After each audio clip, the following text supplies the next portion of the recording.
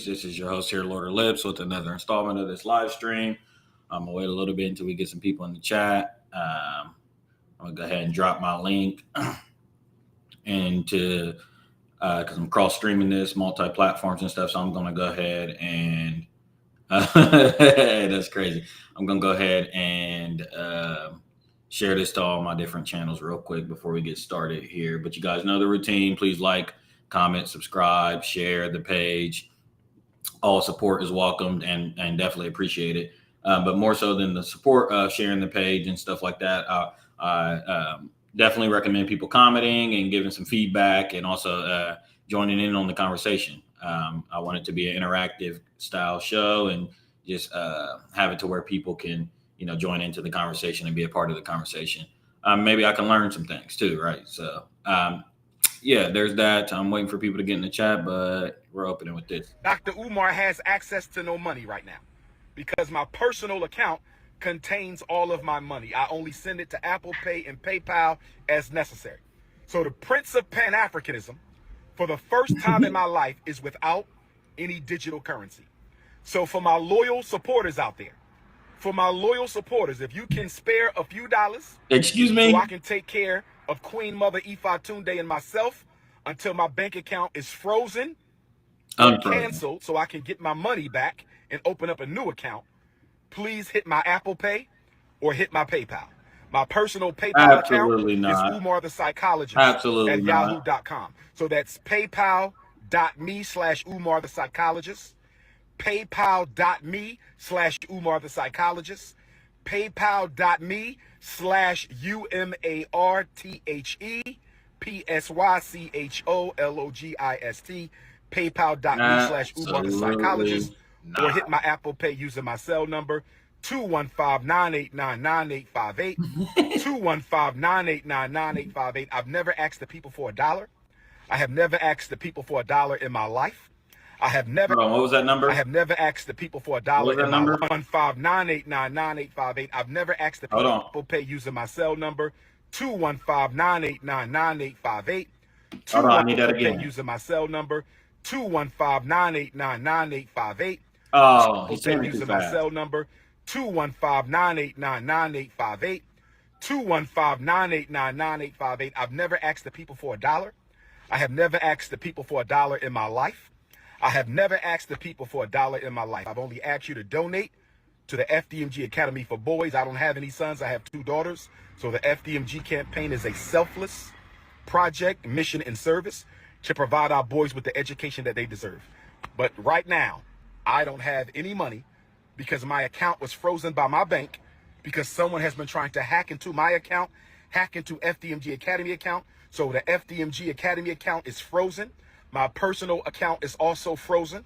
That means we're going to lapse on our utility bills. We're going to lapse on our internet bill. Oh. We're going to lapse on a lot of our bills at FDMG.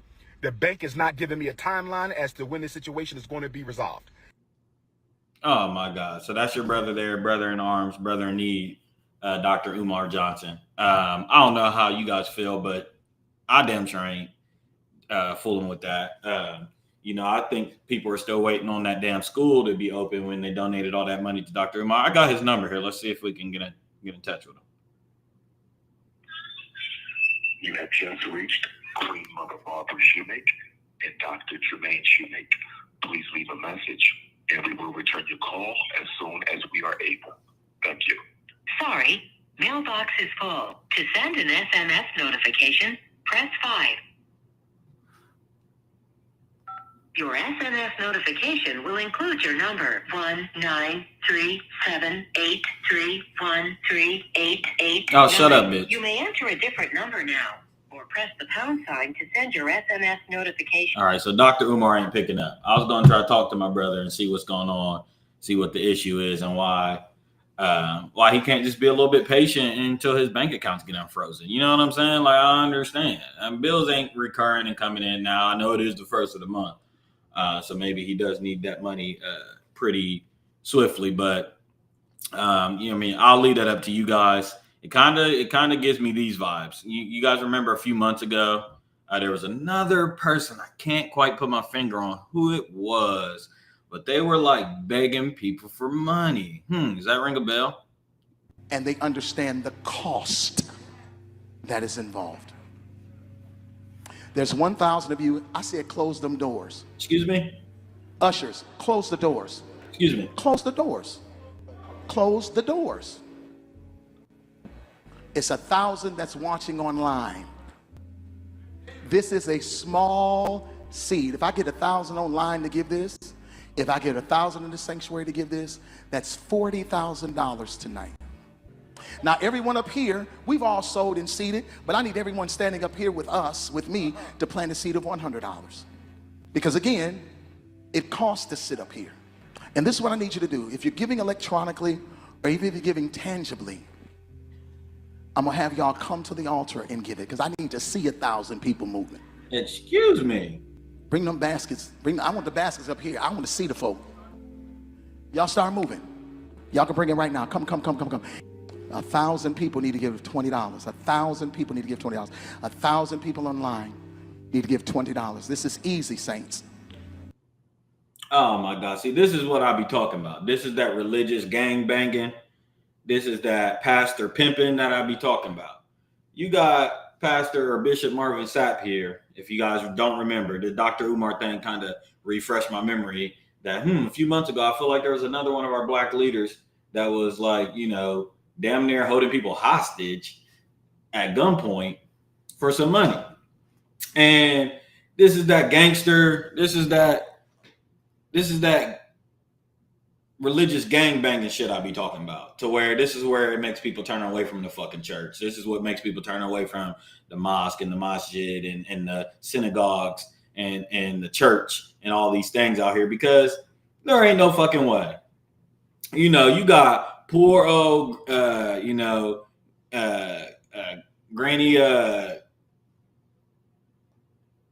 Granny Faith, or whatever you want to, whatever grandma's name is, that's been donating to this church and tithing for 30 years, man. She's been in and out of this church tithing for 30 years. She's struggling. All these people fucking struggling on the street. Rent is through the roof. Mortgage is through the roof. It ain't coming down. There ain't no end in sight. Bills is through the roof. Inflation is through the roof. Price of eggs, price of chicken. Can't get a vehicle. Can't get anything. Can't afford can't take out a loan on the house. Can't take out a loan on the car. Can't get a loan. All these things. And you got all our people, who's so blind, deaf, and dumb, giving all their ends and giving their 10% and tithing and shit to the church. And then now you got, the church fall on fake hard times and they want to lock people hostage. And then you got Dr. Umar, asking for donations and shit because his bank account is frozen. What kind of shit is this? You know what I'm saying? I'm just saying, I ain't never seen. Now, I understand that churches and stuff, everything does operate on green dollar bills, right? I understand that all dead presidents, need to circulate to keep things in motion, but it like I said, I'll leave that for you guys. If you guys want to help Dr. Umar get some money to alleviate his situation while his bank accounts is frozen, if you guys believe in that, y'all go have a blast. And I said before a few months ago that I think at this point, Dr. Umar really just needs to turn into a pure content creator, because dude's hilarious. I can't. And the thing with Dr. Umar is he's a bucket full of knowledge. He's a bucket full of wisdom, a bucket full of knowledge. I can never take that away from Dr. Umar. I know he rocks with foundational Black Americans. He's a Pan-Africanist. He's about seeing the liberation of all, obviously 40, 50 million Black people in America, but also the Caribbeans and all abroad, the whole diaspora of Africa. He's really about that. So, but there's this stigma that has been placed upon our Black leaders since forever, right? Sellouts, coons, agents, all types of stuff, and then so when you get people like Dr. Umar, who's now, after years ago, not opening that damn academy that he was supposed to open, and receiving funds and stuff to open that academy, but now you got him here after he kind of dipped off for a little bit and let us forget a little bit about what was going on with that. And then he got some whole domestic issues with his daughter and stuff like that, but that ain't really for me to discuss. But if you guys remember, he had that whole thing with the school that was supposed to open. It did not open up. People called him out and shit like that. And then he kind of ducked off for a few years. He just kind of rebranded. He ain't rebrand, but he kind of came back into the limelight just a few years ago, maybe 2 or 3 years ago. And that's usually how this works with a lot of us. You know, if you dip off for a few years and stuff like, there's so many of these celebrities and famous people that have fucked up and did some dumbass shit, and then all they had to do is get low for a little bit, and everything is good, right? Dr. Umar, same thing. But here you got him a few years later, today, current time, asking for more money, more of the people's money and shit like that. And it bothers me so much because, like I said at the top, there's so many people struggling. So many of our people struggling on top of that. You know what I'm saying? Like, ain't nobody got money to be like, and we do. Like, there's a lot of money that goes through, African Americans' hands throughout the year and stuff like that. We just bad with spending our money and placing it in things that obtain value or hold their value or grow as an asset over time. We just put our money right back in the hands of our people. But let's see here. I only think, what could I do to prevent this from happening anyway, man? Allah be pleased with him. Man, real stuff.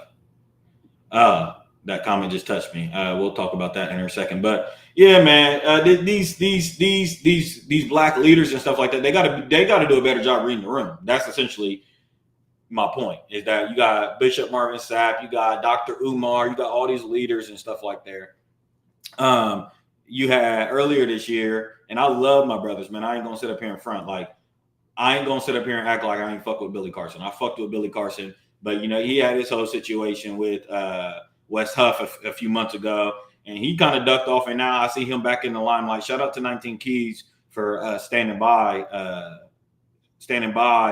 fucking Billy Carson through his low, why he had to get low and kind of rebrand because of that situation with Wesley Huff. But yeah, you got all these different black leaders and stuff like that. I think of Earn Your Leisure, all these people in the black diaspora, the black think tank and shit like that out there really doing good shit. Conscious Lee, all these, I could think of all these fucking people. And shout out to all of them brothers. I aspire to be like them one day and really be able to be an example for our community. However, I just want to say that we got to be cognizant and cautious about how we're perceived and about how we're coming across, because we already know the stigma with this. And when you're doing the toughest job in the world, which is trying to raise our people's consciousness, man, the biggest enemy of that rise is going to be our people a lot of times. You know what I'm saying? They're going to reject a lot of your ideas, just reject it because they have been hurted by a lot of bad leaders in wolves in sheep clothing. So I just think it's distasteful. It's kind of like a little lighthearted thing, a little lighthearted jab at fucking Dr. Umar Johnson and Bishop Marvin Sapp for asking for all this money. But the way they asking so aggressively for our fund, just like, nigga, go get it. Y'all better go do DoorDash or some shit. Dr. Umar acting like he too good. First off, like I said, he got all the access in the world to do content. He one of the funniest content people out there putting out content in the internet. He might as well just lean fully into some like lighthearted content, because a lot of people don't take him serious anyway. You know what I'm saying? Like, he do the whole Snow Bunny thing and shit like that, and that's his own thing, and he can make some money off of that. But like, people ain't really taking him that serious, because a lot of his messages get lost. The message in the bottle gets lost. It gets drowned out by the actual content in the bottle. So we don't be hearing what Dr. Umar really be saying, because we so focused on kind of like the image that he portrays and like the whole Snow Bunny, anti-Snow Bunny shit, all that shit that he does. So we don't be really focusing on the message. But yeah, he said, I saw Umar got a white girl. AI be tearing me up. Yeah, you be getting tore up by AI. I don't know what's up with you and AI. I really don't. Dr. Umar, he gonna get down with a Snow Bunny, but he gonna keep that shit player. He gonna keep that shit player. You can best believe he gonna keep that shit under wraps. But AI be tearing Lane up. I ain't gonna lie. Speaking of, my brothers getting tore up not only by AI, but same shit. The Black Caucus, man. Shannon Sharp, man. Shannon Sharp, my brother Shannon Sharp. Listen, y'all, I hate to be the bearer of bad news, and Cat already told everybody. Cat told y'all literally years ago, and you know what? I ain't gonna lie. I know we say it all the time, and it's for shits and giggles, but seriously, People need to. I think that Cat Williams thing is something that needs to be revisited every 6 months. Every 6 months to a year, you need to go back and revisit some of those prophetic things that Cat Williams was talking about on there. Because for that first year, the first instance of that interview, we heard all the knockout punches that he was saying. We heard all of the clear cut, damning, condemning things that Cat Williams was saying. But there's when you got somebody that's doing like a Cat Williams, or even greater speakers and minds in the past, if you go through their speeches and stuff, there's a lot of meat and potatoes, and there's a lot of shit that they said in between the lines that wasn't the punchline that you really remember. But there's some other information and shit in there that they done said that you need to sometimes go back and chew on. And Shannon Sharp, brother, boy, is he having a bad week. Y'all remember the series of unfortunate events? That's what Shannon Sharp is going through right now. I ain't gonna lie. Shannon Sharp is going through the series of unfortunate events right now. Now we know that he was let go by ESPN. This was followed by the $50 million settlement. And not only was it a $50 million settlement, not only did the OnlyFans bitch get over on him completely, but I think in the midst of all that, a lot of people forget. There's really a lot with this thing that I'm trying to be cool with, because I already told y'all months ago, the whole thing kind of seemed etchy to me. The whole Mama Shell thing, I think that was last year, Mama Shell thing, where he was, the leaked sex tape, and then the OnlyFans thing comes out after that. And like with this OnlyFans model, I think the big damning thing from that was that she's a 19-year-old ugly ass white girl. You know what I'm saying? That's the real damning part for me, that and not about the white girl part, but just that she's 19 years old. So I think a lot of that's being lost in the shuffle. And that's the thing with these news cycles, man. And we're gonna get into that a little bit later, just about how if you just keep going down the wrong path and shit like that, a lot of people's gonna forgive a lot of the bad shit you done did, because you just keep doubling down, doing some more evil, dumb, wicked shit. And the more and more wicked shit you do, people kind of lose track on the amount of shit you done did. So with Shannon Sharp, I think a lot of people's forgetting the fact that he was just with this 19-year-old OnlyFans girl. Like, to me, that's the thing. And then to top that off, he done completely lost. He done had to settle, right? And settling's cool depending on the situation. You might settle, might save you court costs and different things and publicity and going through trial and all this other shit. However, in this instance, the OnlyFans bitch was able to retire. She retired. She literally, it was such a clear-cut lick, guys. It was such a clear-cut lick that the bitch didn't waste no time. She retired. She retired immediately. She said, and if she know how to work her magic and manage her money and get a financial advisor, she's gonna be good. She's gonna be good. It was a $50 million settlement. And I mean, I think she ended up walking away with $23 million, right? She made more off of this settlement through Shannon Sharp. It was a clear setup. This was a clear shakedown. But she made more just off of this, this dealing with Shannon Sharp. She done made more than his whole NFL career earnings. He made $22 million. She made $23 million off of this shakedown real quick. Boom, just like that. So I'm feeling bad for Shannon right now, even though I hate to say I told you so. I hate to say I told you so. I hate to say I told you so. You done, Shannon. I told y'all after the Cat Williams thing, Shannon starts smelling. He starts smelling the roses. He started smelling himself too much. He started getting too loose, too wild, and then he became the Wendy Williams of sports, like that whole little avenue that's going on. He became like the Wendy Williams, tea leaves, gossip, invite people on, dirty laundry, shit like that. And I wasn't feeling that part. Like the Cat Williams thing was out of the blue. That kind of blew Shannon, that took Shannon off, right? And remember, this is coming off of Shannon Sharp's wins in 2024. This was coming off his win actually in 2023, because the Cat thing started in 2024. So 2023, Shannon had a win. Y'all remember he got let go. He got let go of by Fox and shit like that. He said, "What are your thoughts?" Zach said, "What are your thoughts on Belichick and his young girlfriend?" Same thing with Belichick. The thing is, with Belichick better keep this shit clear. Belichick better know how to keep this shit under wraps, because he's already dodged a few bullets with this. And I'm so mad that this thing keeps popping up. Belichick already done dodged a few bullets with this young girl because it's already done been in the media cycle and people really ain't picked up on it. People done talk their shit and said it's legal and shit like that, but I don't think morally people don't really dissected the situation. Obviously, we know Bill Belichick is 76 years old, I believe, maybe even a little bit older now. And he's literally at the last stage of his life, and he's just trying to have somebody to enjoy some time with. I personally think you can definitely find somebody a little bit older. And this girl's clearly in it. We know what she's in it for, right? I'm not a fan. I'm not personally a fan. I think it's some sort of mechanism that old men got, when it comes to these young women like that.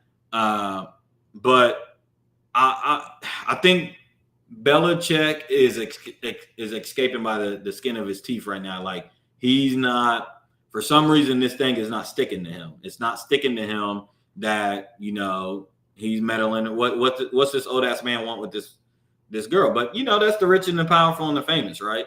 The young and the restless, the powerful and the famous. Like, he's able to get away with shit like this. Belichick done been in this industry so long. He done been in this game so long, and like, there's so much foul ass shit out there that goes on, like in the dark web and in the black market and shit like that by rich and powerful people that we just kind of overlook. Because it's like what are we going to do? What's anybody going to do? So they just turn a blind eye to it because it's like, we don't got the power to we do have the power to change it, but we would have to assemble. And that's where the people struggle, is assembly, which is one of our rights, is to be able to assemble. But we're not properly able to assemble for certain shit that we should be able to do. But yeah, the Shannon Sharpe thing, man, it's just crazy because now news is breaking that Shannon Sharpe. Let's see, I'm gonna try to pull it up. Shannon Sharpe, stop sharing. Shannon Sharpe is being hit with another $20 million lawsuit, like, as of today. So after settling for $50 million, then, like I said, he's been released by ESPN after this whole little hold. It's been like a 4-month hold while they go through this whole thing with this girl. He's now been let off by CNN. He's been fired by ESPN. Now, Shannon did already release some statement, and I think he went on the Nightcap, which is now being sued. The Nightcap with him and Ocho they're both being sued for $20 million. I want to say. Let me see if I can find this, and we're gonna see about this. Shannon Sharpe, top. Okay.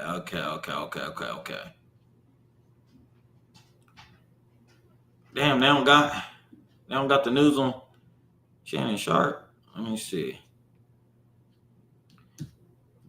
I don't know, man. It looks like people that's standing next to LeBron is losing right now. I ain't gonna lie. I'm trying to find this lawsuit. It ain't trying to pop up.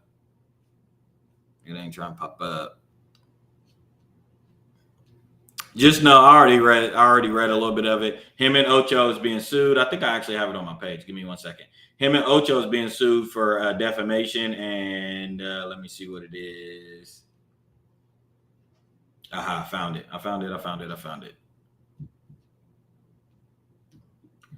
What white man does that moniker stick to? DiCaprio is damn near praised for it. Yeah, DiCaprio's he's a whole different breed. He does the like the rep. He does the 25 and under thing. Like, there's a little period, age maturation period that he wants women to go through before they're eligible to be with him, and then he doesn't fuck with anybody before that age. After that age or before that age. It's just this little small period. And I guess, if you have the means to be able to do that, if you have the capital, if you have the clout, the wherewithal, and all that shit, like I said, it's some weird mechanism. But now the first part of your question, he said, what white man does that stick to? I think that's a good question. It's a good question, especially considering what's going on in the country, this Epstein thing, and we'll get into that. I do not want to shortchange that today. But it's definitely a good question. And man, Man, I don't know. I don't know, man. I got to save that for a little bit later. But here's what's going on with Shannon Sharpe. So Shannon Sharpe faces a $20 million lawsuit after allegedly spreading false claims about a woman's viral moment with Usher. Jamalata Tillman, she ain't gonna win this. She don't stand a chance. A global director for the Howard Washington Cultural Center says she appeared on national media to correct the record, but alleges the defendants continue to spread rumors. She also claims a false narrative caused significant harm to her character and led to emotional distress. Let's see if we got any clip of it. So here's the moment. Here's her and Usher.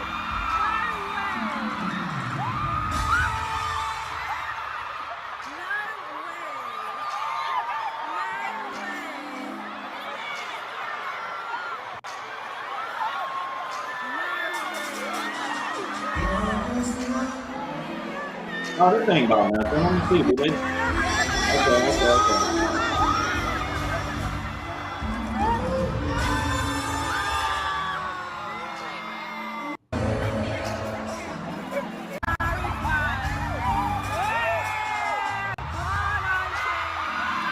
Okay, so I believe this woman is married. This woman is married. Yeah, she said they're both being sued $20 million over a viral video. Saying she was married. She was a married woman, and husband was filing for divorce over the video. So it's a defamation thing, which is a little bit tricky because you got to be able to prove that you sustained, financial harm from this. I didn't even see all these comments. I'm sorry. Zach says it's bizarre because we give shit to DiCaprio, but then Mick Jagger and Jimmy Page, men in their 80s, date women in their late 30s. Yeah, there's a whole what's the word, spectrum, or that's really not the word I'm looking for. That to me, okay, if you're in your 70s, 80s, and you settle down with a woman, like, your wife has passed on. It's these people that seem to not be able to settle down and don't have a wife or some shit like that. That's where it might come in a little bit predatorial. Now for like this Mick Jagger thing, I know a little bit about Mick Jagger. I'm not familiar with the Jimmy Page situation, but like if you're 80 and your wife has died and your kids has grown, or you married twice or 3 times, like I understand. Like we're all men, right? And if you're in your 80s and you have the means and you have the power and the capability to, like, y'all know what it is. It's a two-way street. You know these women is with you for your money. You know that they trying to shake you down and shit like that. But you're okay with that. You agree to that. And you just want somebody to spend your last little bit of days and spend some time with you. I understand that. I understand that. So there's that 80-30. That's a 50-year gap. That's a huge gap, but I understand that, right? It's when it's real predatory, when it's these young women. However, I must say that women are culpable in this, because you can't tell me that this 19-year-old that Shannon dealt with wasn't familiar with the game. She knew exactly what she was doing. It wasn't Shannon preying on her. I mean, although he was in a way and in a sense, it's kind of like what we talked about a few episodes ago, where the devil seems to be able, what he's really good at is using your weaknesses, using your pressure points against you, like Hollywood. That's what we talked about with Hollywood. That's what Hollywood does. They use all your wants and your dreams and your wishes and your talent. They really use your God-given talent, and then they turn that and they manipulate it and they turn it inwards, and then they use it against you. So I have more comments. So with the Shannon Sharpe thing, like, yeah, it was pretty predatory for him to be with her, but it's kind of like it's a business dealing, right? We talked about this being the oldest profession in the book. This is what people have done since the beginning of time, right? Pay for women's attention and shit like that. And I think we kind of pass it off like this girl's a victim, the 19-year-old's a victim and shit like that. But these bitches out here be knowing exactly what they're doing. This is their profession. And everybody could think there's obviously people that go back further in the history, but really the Don Dada of this profession that we talking about, where you're striking on celebrities and shit like that, it starts and ends with the Kardashians. You know what I'm saying? The Kardashians are known hitmen, assassins. You know what I'm saying? Kim Kardashian etched this lane out, and then you got the basketball wives and all these other kind of women that fit those descriptions falling in line. And then now you got the Instagram models, the influencers, you got the sexy ass women out there that's fucking with the streamers now, and they're doing the same thing. You know what I'm saying? Wherever the big money is, there's going to be fine ass women around, you know, circling around trying to do that. So it is what it is. But I'm just saying, Shannon Sharp got to be a little bit more player than that. He said Jimmy Page is 81 and his girlfriend's 36 or 37. We don't say shit about Jagger and Page. Yeah, I mean, it is what it is. It's these like I said, it's the rich and the famous. They're able to get away with these things, but the main thing here is like the shakedown going on with Shannon Sharp, right? And I feel bad for him because when you do the content and you're in the space that he's in, and I'll talk about Gilbert Arenas here in a second, but when you do the content and you're in the space and the spotlight that he's in, he's been a celebrity for going on 30 years now, Shannon Sharp, right? Longer than that. I'm tripping. You got 2002, 2012, 2022. Shannon Sharp's been damn near a celebrity for 40 years, right? He knows the game when it comes to women and all this. He knows that shit. But like now, he's in a different space. He's not in sports as much as he is in media. And in media, man, you got to have obviously lawyers on retainer. But you got to be able to, when you run your mouth like I'm doing right here and shit like that. When you're in front of big platforms and you got sponsorships and you got all this different type of money behind you and stuff like that, you got to be willing and be ready and prepared that you cannot just say anything you want. You cannot just do certain things and shit like that. So when Shannon Sharp kind of got down and got down with the dogs and shit like that, I knew he was going to wake up with fleas. That was me personally. I told one of my homies that kind of fucked with the show. I'm just like, yeah, I fuck with Shannon. That cat shit is classic. I love Shannon on. I thought he was perfect for Fox over there at F1 and with Skip Bayless and that whole Undisputed show, because it was like seeing a nigga in the White House. You know what I'm saying? He gave that pizzazz and he gave that flavor to that entity, which is Fox Sports, where really the only type of other black people you got up there is Jason Whitlock, who we know he's a coon. And who else you have up there? You have Ocho, who's a coon. And then they try to bring on Paul Pierce. They try to kind of clean up their Fox Sports image a few years back, like maybe 7-8 years ago. So Shannon Sharp being up there kind of gave them the pizzazz that they needed at the time. And so I thought that was kind of like a perfect marriage. But when he left that and branched off into his own avenue, and then, like I said, he turned into kind of like the Wendy Williams of the industry, I was just like, I don't think this is going to be good for Shannon. And I just think he's an easy target. He's a much easier target. You know, I don't think he's able to sustain that kind of lifestyle. But he is a funny character. Shannon can talk his shit. I don't like his interview style. I didn't like I don't like that necessarily. But just if we talking pound for pound shit talker, no pun intended. No pun intended with Shannon. They talk about a shit breath, but. If you're talking about just pound for pound shit talking, Shannon Sharp can talk his shit, but I just don't think that I don't know. It's hard. So we'll see where this goes with the Ocho, the lawsuit with him and Ocho over there at the nightcap with this $20 million lawsuit, defamation lawsuit. I think she's going to have to be able to provide real good, substantial evidence that they've damaged her career and assets that much of $20 million or whatever she's looking for. I mean, I think that's kind of steep, but we'll see. It's to be determined. But the point is, Shannon Sharp has had the series of unfortunate events. Like I said, you got the shakedown of the white girl that just retired off of OnlyFans.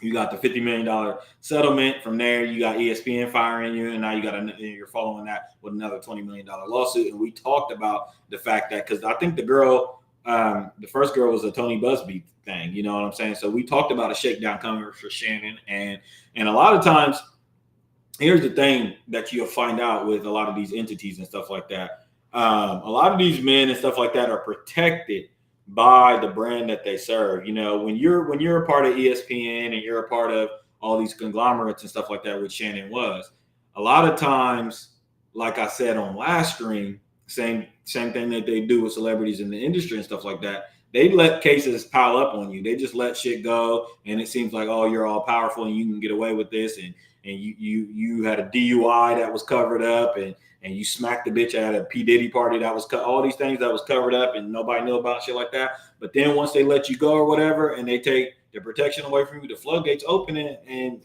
they put your ass with the hyenas. Shane says, is this just unfortunately the trajectory of any black man coming into a new industry and making noise / getting big time deals? No, I don't think so. I think it just kind of depends on how you market yourself. Not this particular shakedown. Now, if you ask me, do they try little tricks and little games and stuff like that with all people coming into this space? Sure.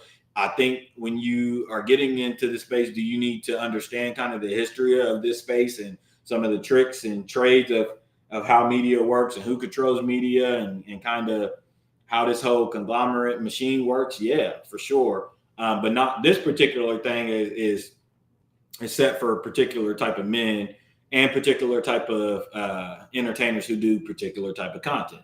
Like I said with Shannon, I just felt like, again, you lay down with dogs, you're destined for fleas. And I just felt like the tea leaf shit that he was doing, the gossip shit, the little Shannon shit that he was doing, I just knew skeletons was gonna come out of his closet. That's just how I knew. That's just what I knew. Let me see what else we got here.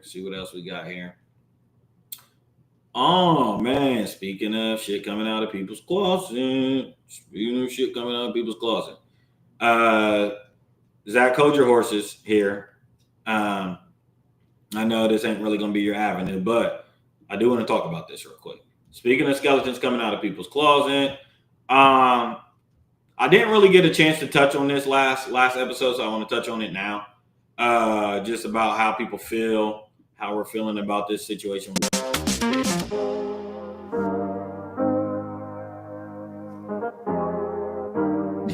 This nigga is funny, bro. I ain't gonna lie.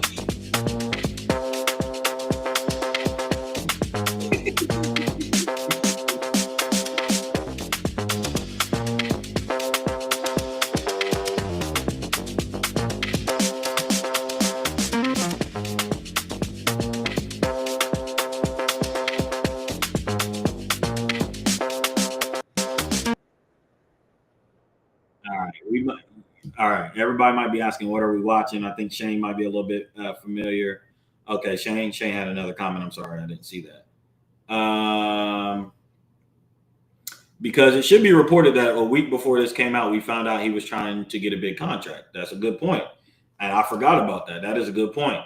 Or is it more that you was doing dirt, and now we all see that, hey, this person has a lot of money come in, so I'm trying to capitalize. Did he might get a pardon from Trump? Did you hear about this? Yeah, I'll talk about that. But I want to just kind of circle back on what Shane said, because like he said, you can look at it two ways, that, when money is around, or, when you put blood in the water, the sharks are circling around, the piranhas are circling around. So yeah, obviously, that happens.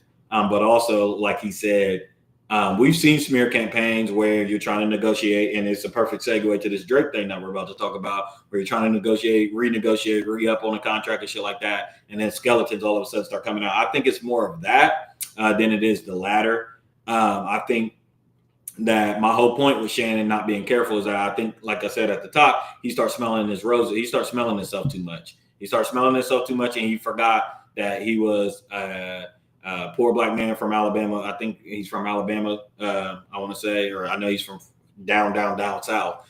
And he forgot that he's in the industry of piranhas.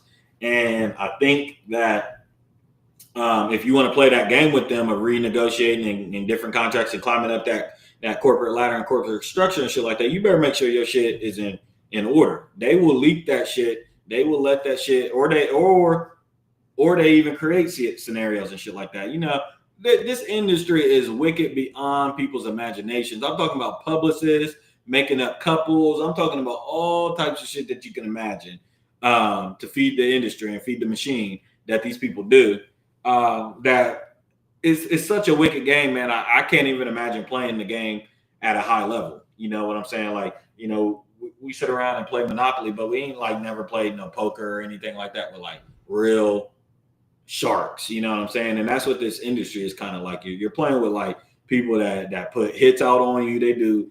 They'll undercut you. They'll backdoor you. I mean, it's just typical industry shit. So I think it's more of that than it is the latter. But yeah, with this Drake thing, I'm gonna put it back on the screen because we kind of veered away from it. This Drake thing, I think it's funny.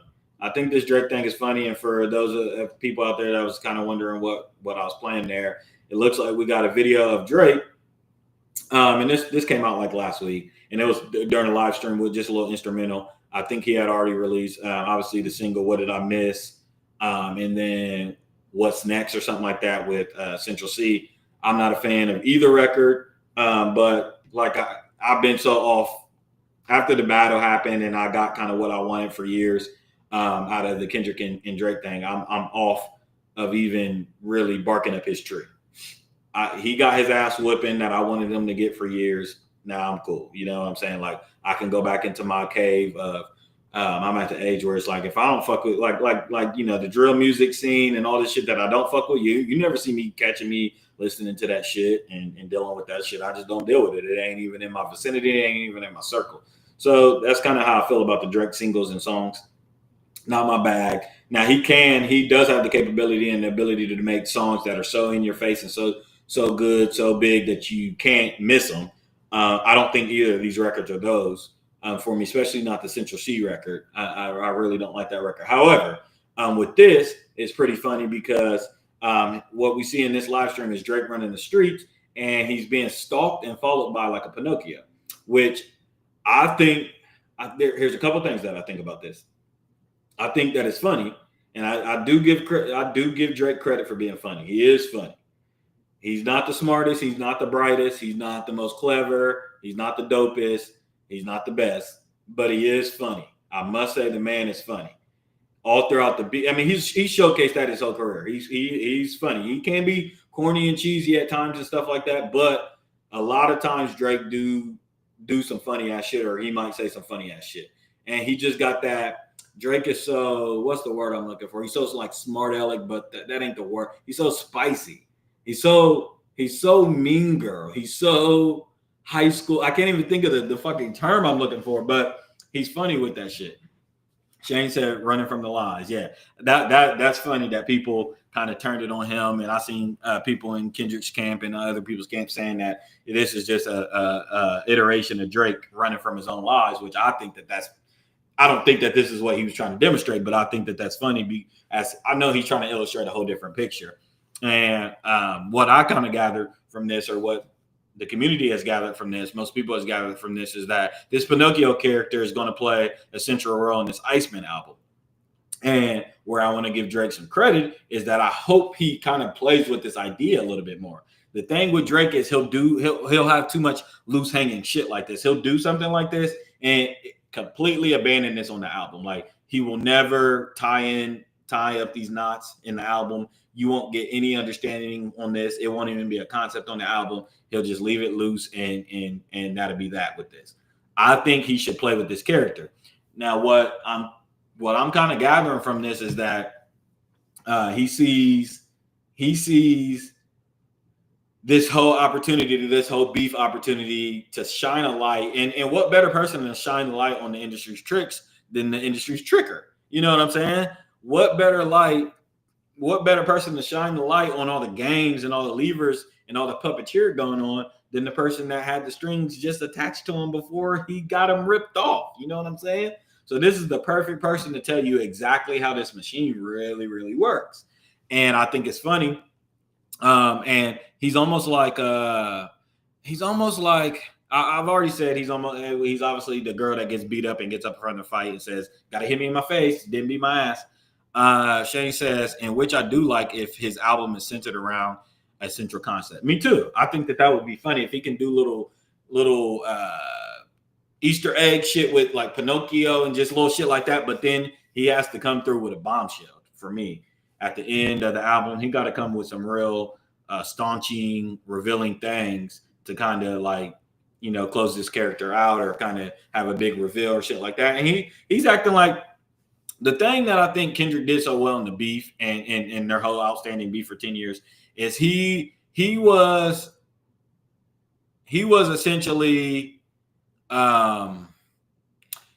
he was the secret nuclear program, right? He was the one acting like he had this big secret about the industry that anytime he wanted, he can drop and reveal. And I think that this is a fun, interesting strategy to hold and to play your hand like that, because you become the most dangerous person in the room when you're acting like, hell, you can be lying and just saying, you could just go around to any of your buddies and kind of frame it like, yeah, I know something about you.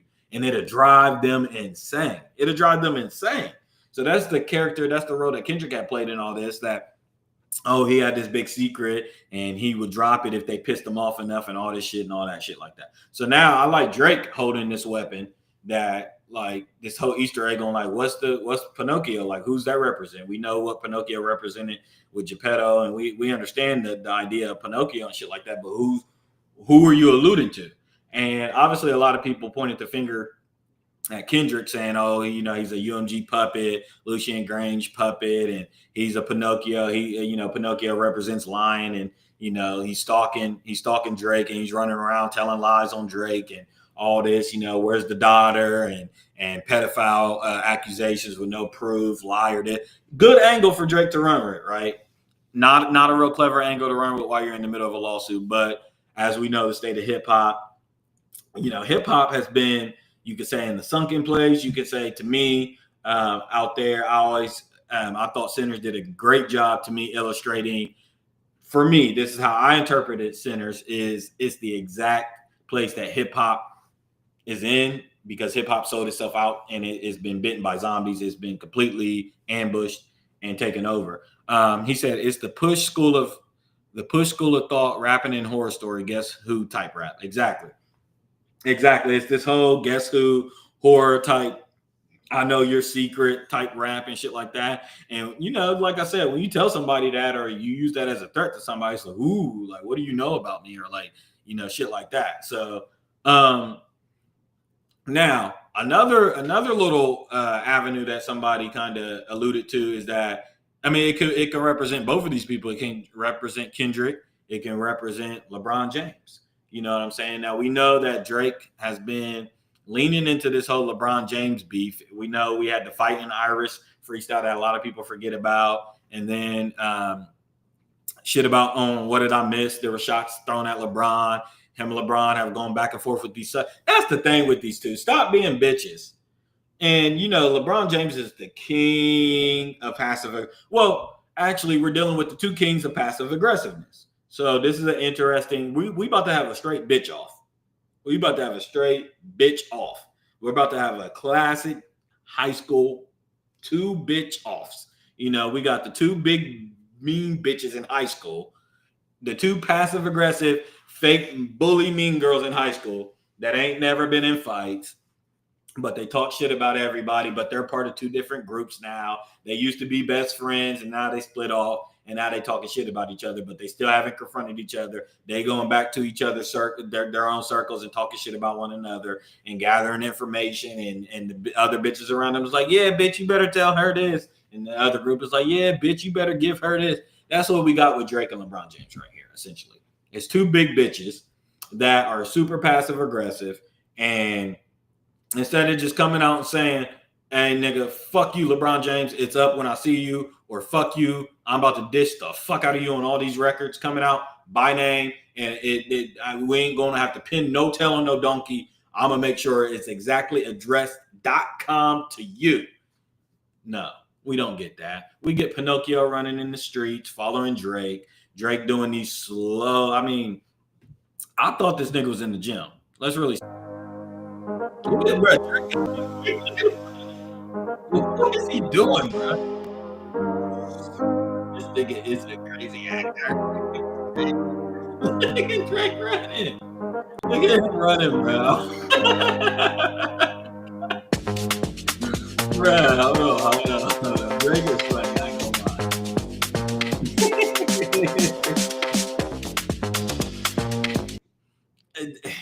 lie. That's the thing, man. Whoever the idea is not that bad. I can't lie and say the idea is not that bad. But he just needs better direction. He just needs to be around better creatives and better, because somebody could have freaked the fuck out of. He could play with this. See, the thing is, a lot of people is maybe not old enough to remember, and we was young coming up, but I kind of did. I know all the homework on it, but Pac kind of played with the same idea. Pac before Kendrick was holding a secret and Pusha T was holding a secret. Pac was that to the industry in a real way. You know what I'm saying? Not only in the industry, but also in other avenues too. Pac always framed his shit like there was some big reveal, or he always knew, you know, he would always expose. It was always an expose with Pac. It was always an expose pulling covers off of certain shit. And people just said, like, you know, I've seen interviews where people said just some shit you just didn't even do around Pac, because it seemed like everything that he was just like a walking camera, like surveillance camera. Like anything he's seen in his life, he like interpreted it, or he incepted it and he internalized it, and then he ended up writing about it and rapping about it. And a lot of shit we got, and there's a lot of shit. There's 700, like thousands of songs put away in the tuck, and I can't imagine the type of content he had put away in the tuck. So again, with this Drake idea, I think it's pretty funny, and I like the angle. I don't like it it's hard for me to like it from Drake, because, like I said, he's in the middle of a lawsuit, and to me, he is the Pinocchio. He is the one running from his own lies and shit like that. So there's that angle of it, but you know, he can have a blast with that. I do got a comment. Let me see.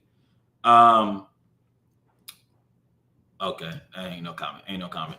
But he said, so Pac was a snitch. Yeah, I love a great snitch like that. I love a great snitch. I love the Dave Chappelle, an actor and a snitch. Interesting. Yeah, this industry needed snitch storm. Yes. I love the person. That's why I've always been kindred spirit with K-Dot, because I already knew he was playing in an industry stick up he said it his whole career that he was going to stick up the industry. He was going to stick up the industry, and I knew exactly what he meant. I knew when he talked about pimping the industry and all, I knew exactly what he meant. I'm going to get in here. I'm going to find out everybody's secrets. I'm going to know about how the industry works, and then one day I'm going to reveal it. I'm going to reveal it on you motherfuckers. But what was I saying about Drake? Can't necessarily. Him and LeBron James, a big bitch off. You got LeBron James just doing little subtle shit. LeBron James do weird shit like go to Keiko's and Cairo, or go somewhere and listen to Not Like Us, you know, or surrounded by a whole bunch of like Ethiopians or some shit with Savannah James singing real loud. Like, you know what I'm saying? And LeBron James is in a real weird situation with the Drake thing, because he ain't a rapper. You know what I'm saying? Drake beefing with a nigga that ain't a rapper. Like, you know, how's that gonna work? He beefing with DeMar DeRozan. He's beefing with LeBron James, where all LeBron can do is use the media and use little symbolism and little Easter eggs and shit like that to shoot disses back.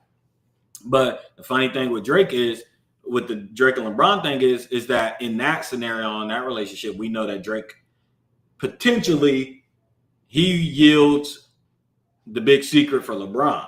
You know what I'm saying?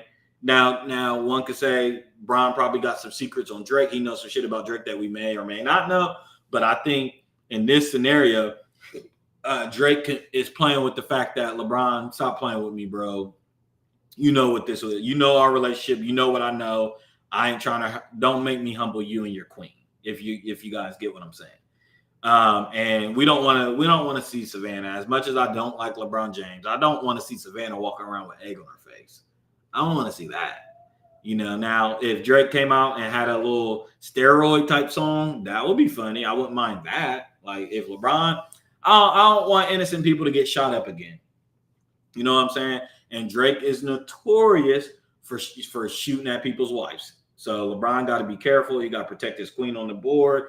If there's one thing we know that Drake is going to do, he's going to shoot at your wife. He's done it every instance of the way. I'm talking Common. I'm talking, just all the way down the line. He's trying to shoot at a nigga's wife. Is that your world? Is that a world tour or your girls tour? I mean, make my name ring like Virginia Williams and talking about Whitney and all types of shit. He got a whole history of doing that. So I think it's a fun. I think LeBron is trying to play it. He better keep it cute with Drake, because in this scenario, I think Drake yields the secret for LeBron. He said, I don't think Drake has no crazy secrets on Bron. Nothing that is crazy damaging. He moves like a female. He's not from the school of push as far as keeping shit a G or whatever. So you don't think that you don't think LeBron is cheating on his wife or anything like, you don't believe, you don't fall into this whole school of thought that Drake was providing Bron with bitches and yes, Jules and all these bitches and shit. You don't think that none of that, he would have been said something by now, like a little shot. I think he's been toying with Bron. I think he's been waiting for Bron to do certain shit. I think he's been a little bit more strategic this time. I think how I interpret their beef is that Drake seems to, the only thing that LeBron seems to walk around with big dick energy is the fact that it's like, hey, I'm in California. Yeah, hey, you got your ass whooped. Hey, I'm surrounded by the winners. And also, I'm LeBron James. I'm somebody that's actually probably bigger than you. And also, nigga, you got me tattooed on you, period. And we could talk about that another day. The whole Drake and his tattoo issues and shit, because it ain't just LeBron James he got tatted on him. He got lots of other men, lots of other celebrities tatted on him. Don't ask me why. I mean, you can ask me why. I got my own theory. But I think they got some industry ties. I think they got some deep state ties, if you guys get what I'm saying, on to why LeBron James will be tatted on Drake in all situations like that. So I think in that instance, LeBron feels like big dick energy. However, I just get the feeling that the way Drake keeps prodding and poking at him, you only do that if, well, I can't say that for Drake, because Drake does poking at people, and then he always gets punched upside the head for some reason. I don't know why that boy be doing that. I don't know why you playing with Pusha T like that, knowing that he knows what he knows. Or, I mean, you didn't know at the time, but like, you know, Drake do got a bad habit of tapping and annoying and poking. So I don't know. I don't know. Shane says, I don't think LeBron has ever needed Drake to get bitches. And you said time and time again that you think they swing. So nah, I don't think Drake does for real. And yeah, like you just said, he tatted, bro. For sure. But you tell me, I want you to tell me before I switch gears, who do you feel has like the leverage in this situation, just based off how you feel about how they're going about these passive aggressive ass shots towards each other? Because LeBron is doing shit on his end too. He's doing a little passive aggressive shit, but Drake keeps poking. And I sure hope he got something in his arsenal this time around if you're gonna keep poking a bear. You know what I'm saying? So you tell me who you think kind of got the upper hand in that situation, or yields that upper hand and kind of feels like they got the upper hand in that situation. I better stop sharing what's down the line. I better stop sharing. Oh, man. So I'm waiting on Shane's comment so we can kind of discuss that from there. Oh, man.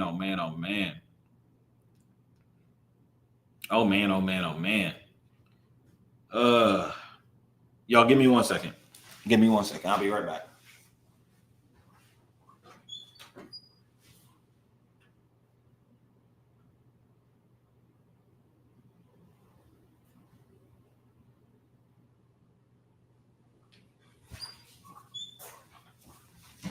All right, I was back. I'm waiting on Shane's comment. I know they come in late. I'm gonna just put that up on the screen. But yeah, I mean, ultimately, I want to see where Drake goes with this. He found a way to actually keep my attention with this album rollout. Iceman, we got Iceman coming out. Like I said, to me, the singles ain't hitting. I think What Did I Miss is out of the top 20 now. The new one with Central C, I think, is out, getting ready to be out of the top 20. Okay, we got it here. I feel Bron has the leverage. You tatted me. I switch sides. Do something about it. We both know I move militant. I'm your big brother, and we both know that. Drake pump faking. I think he's just salty. I could see that. If I don't think that Drake is just not gonna go down not swinging now. He's that type of mean bitch where he'll get his ass beat, And that's where Drake gets his credit from, really. If you really kind of, he'll get his ass whooped, but he's always the white girl that gets her ass whooped but still gets up and talks shit or gets a few licks in and shit like that. He's spicy. So we'll see. It's really my two biggest ops going at each other. So it's like, roll the dice and I don't care who wins. I really don't care. I just hope I don't hope that they go at each other because I don't really care for that. But it'll be interesting to see. And if Drake wants to use that part of his album rollout, then, he has that. I don't want Drake barking up the Kendrick tree. So I really pray to God that this Pinocchio doesn't represent Kendrick, because please just fucking, y'all, it's been going on 2 years. Give it a break. And I just cannot believe we're in the state of hip hop where this man can actively be in a lawsuit and still be able to operate in this space of hip hop. I cannot believe it. I literally can't believe it. So to me, it's not my cup of tea. I don't forgive and forget that easy. You're suing. You're in the middle of a lawsuit. You're suing over this. Everybody save me the whole UMG situation. Save me that shit, please. That's for people that's already in the industry and want to save face. That's all bullshit. You know what I'm saying? He is suing UMG, but stop it. So again, I pray it's not Kendrick that Pinocchio is representing, but it is funny. Either way it goes, it's a funny little angle for him to play. I think he continues to be the annoying bitch of the industry because, like I said, he's somebody that gets his ass beat. It's like kind of like with Pac, when Pac was getting shot and getting jumped. You know what I'm saying? Like 5 shots couldn't drop me. I took it and smiled, and 5 shots only made my balls fatter. Just shit like that Pac would say, where it's like, oh my God, we really got to kill this nigga because he got such a big fucking mouth. He won't shut up. You know what I'm saying? Like, we put bullets in the nigga twice. He done been shot up. He done been arrested. He done been accused of everything. And the nigga just won't shut the fuck up. Please, somebody get this nigga to shut up. Please. So they fed him some more bullets. So Drake kind of got a little bit of that spirit in him where it's like he always getting his ass whooped left and right. And he just won't shut up, man. Please, somebody get him to shut up. Switching gears. So yeah, we'll see. We'll see about the Iceman. Drake acts like he got one of them. We'll see. I think What Did I Miss is pretty similar to No Face and is very similar to What's Next. It sounds just like What's Next. If you guys remember, I don't even know if he really officially did he release What's Next, but I know he had a version of What's Next with Baby Keem that I know didn't get released. And it sounds just like that to me. So I mean, I've heard the song I've heard What Did I Miss a million times by Drake. Like I'll just go back to his old better shit. It's just that simple. Switching gears.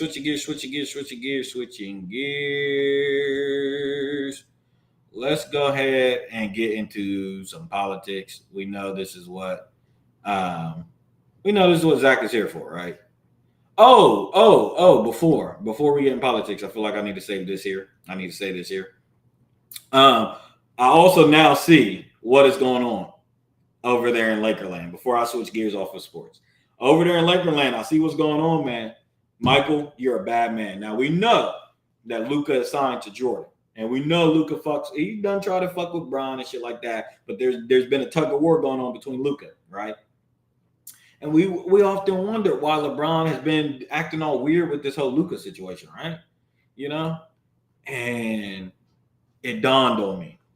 When Luka fake lost all this weight this week, and they did the magazines and they did this whole rollout, nigga went on Ellen DeGeneres, and he went on the Tonight Show, he went on Jennifer Hudgens show. He done gone over, he done went everywhere to announce that he lost weight. Everybody's like all up in arms that Luka lost weight, like he's not an athlete. I'm like, what timeline am I in? To where an athlete loses 20 pounds and it's like the biggest deal of all time. Like, am I tripping, or did y'all not attack Missy Elliott for all these fucking years and Lizzo for all these years? Did y'all not fat shame these people?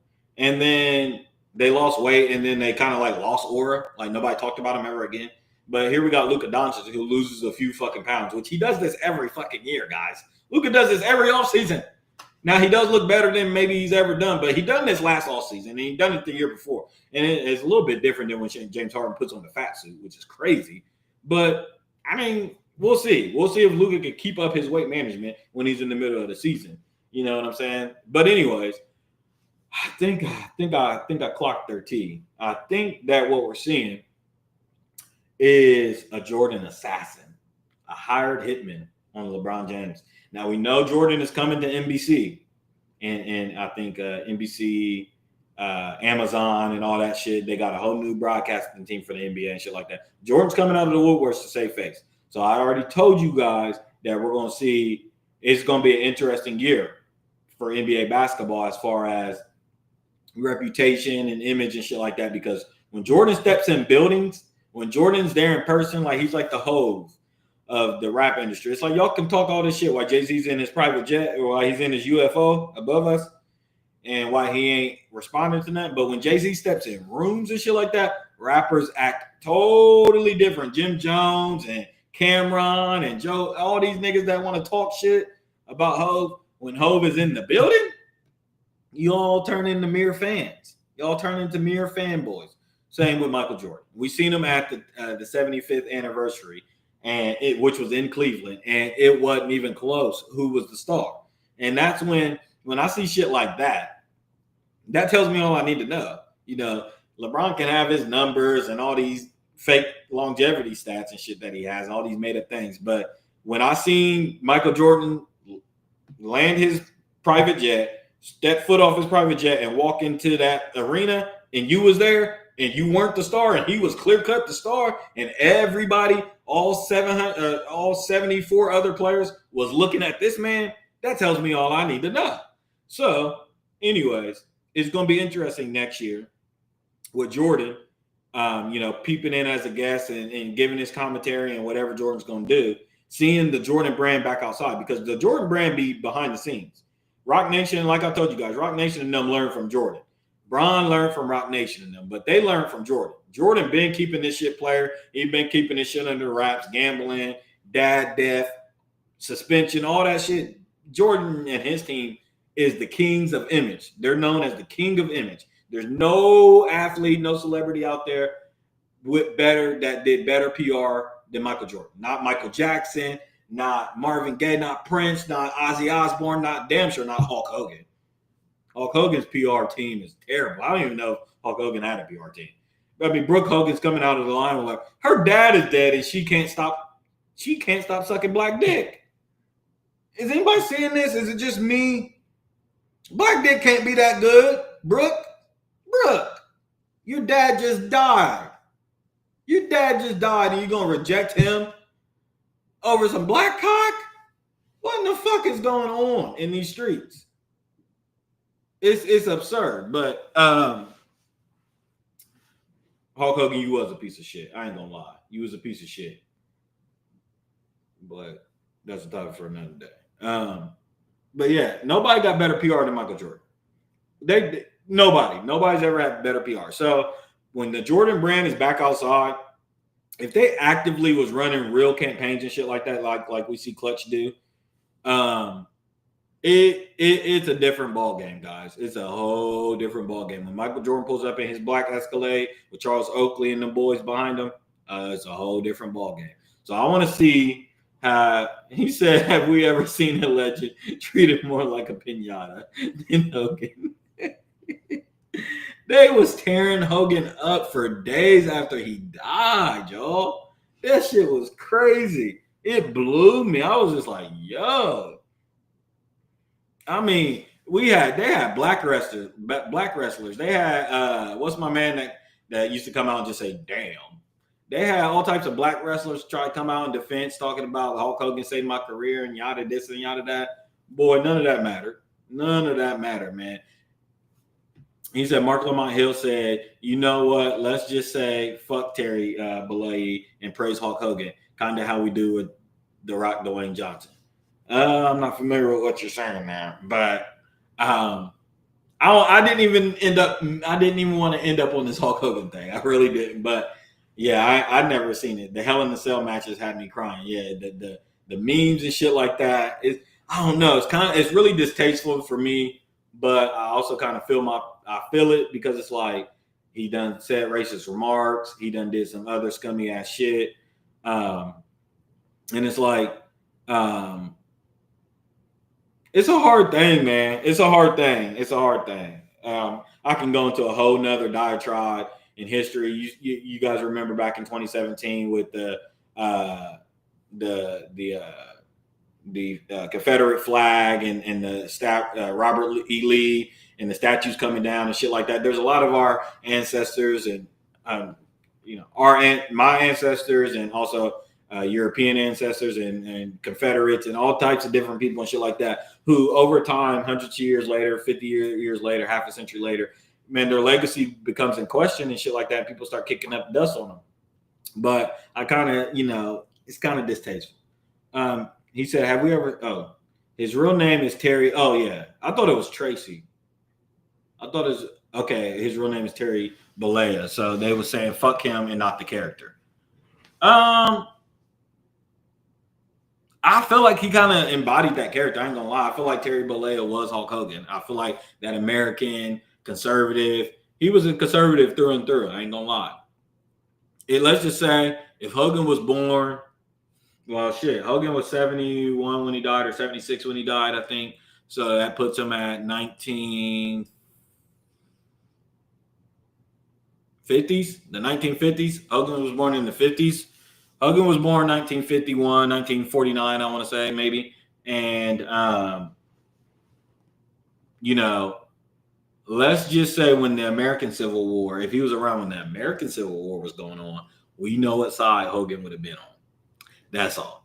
But back to Michael Jordan. Michael Jordan's coming outside. It's going to be really interesting to see how LeBron and his camp kind of handles that. Also, I think this Luka thing, because Luka announced, let's see if I can find it.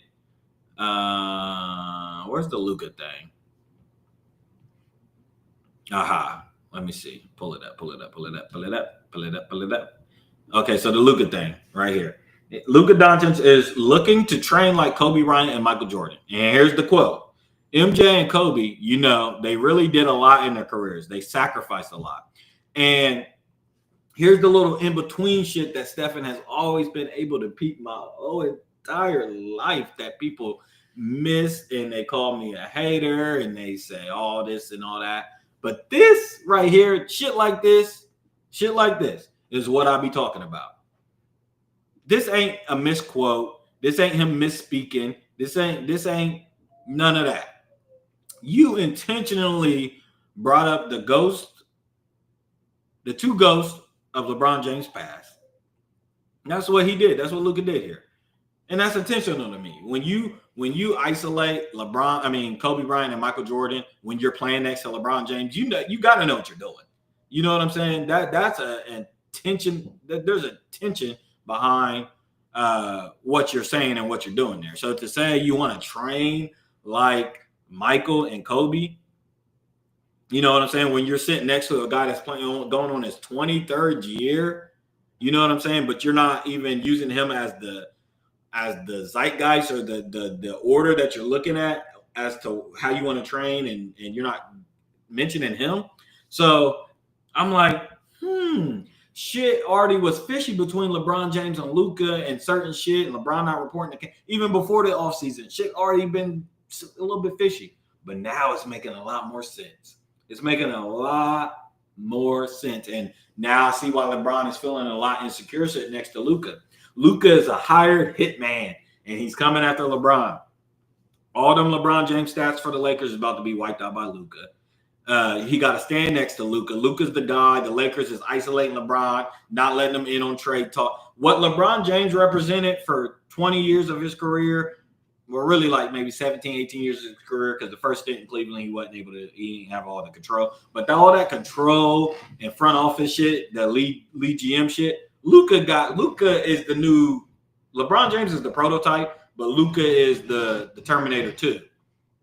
You know what I'm saying? Luka is the new version of that. You know what I'm saying? Everything centered around Luka. So LeBron James don't feel that. He never was feeling that.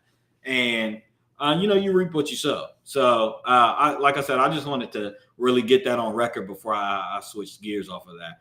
But I am switching gears. Time to switch gears. He said, "I am a real American. Yeah, yeah. Fight for the rights of every man. Yeah, yeah. Fight for your right." This guy makes me mad, y'all. And I know this is my thumbnail. He makes me mad. Now, I know somebody said this ain't it. Innocent lives lost right there. DJ Khaled is not to blame, but his fat ass could help. People could pose countless rich black celebrities that don't do shit for the community. Why is this a thing? The hell do y'all actually want him to say? What can he say that will change anything? Nobody listens to DJ Khaled about shit unless he's making a complication album. He don't have no power or influence.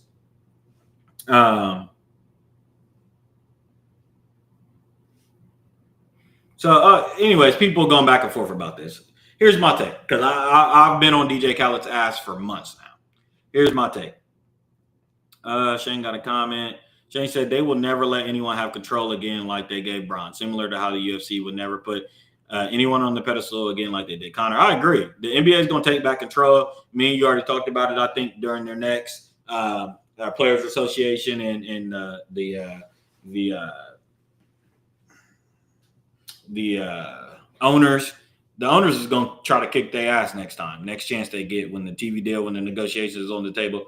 And we're already seeing the turn of the NBA. We're already seeing LeBron. LeBron started to lose grip, and the NBA is going to like more of a traditional formulaic style over the last few years with homegrown building teams, OKC, Jason Tatum, Boston Celtics, Nuggets, all this whole Big Three shit. Even LeBron said the Big Three era is over. So like this whole Bron era and this whole player control shit, that's dying.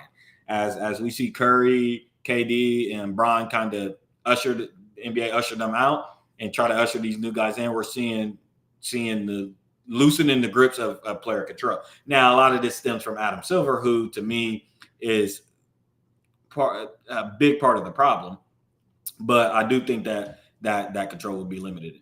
Zach said that guy needs to call Weight Watchers. Well, that guy needs to call into a radio station. And here's the thing, guys. Because I'm reading these comments and they're like, why is this a thing? Or what's he supposed to do? And I hate when people say shit like that. I do. He could bring some attention to the matter. That's the bare fucking minimum. He could bring some attention to the matter. The guy is known for yelling on mics, talking about we the best, and he's known for gathering this person and that person and this person and that person and getting on records and screaming about winning and all this shit and shit like that, man. Save it. Is it an artist's responsibility to speak on social issues and shit like that? Well, do you benefit from those people? Do you come from those people? You know what I'm saying? And if that's the case, why is it that only we as a community, or the black community, why is it only our responsibility? But when it's DJ Khaled and his people, he don't yield no responsibility when he's sitting there literally looking like he ain't missed a meal in the entirety of his whole entire fucking life. In fact, he's been overserved meals. You know what I'm saying? And you got starving Palestinians. Let me just put it this way. Y'all think there could be a black artist that was from South Africa or Uganda or he said we never seen him ever back Palestinians. We was just praising Jordan for learning to say Republicans buy Jordans too. Hold on, let me go to Shane's comment. We never seen him ever back Palestinians. We was just praising Jordan for learning to say Republicans buy Jordans too. Yes. And this is where the conversation gets interesting. I don't like putting so much responsibility on him. Maybe he don't give a fuck. Yes, but two things, and I'm glad you clarified. I don't want to put sole responsibility on him, but you have to put some responsibility on this man.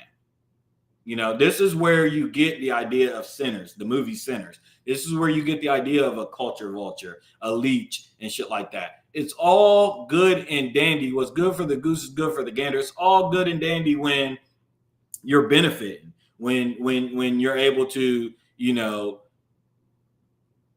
I got other issues with DJ Khaled. I got other issues outside of this one with DJ Khaled.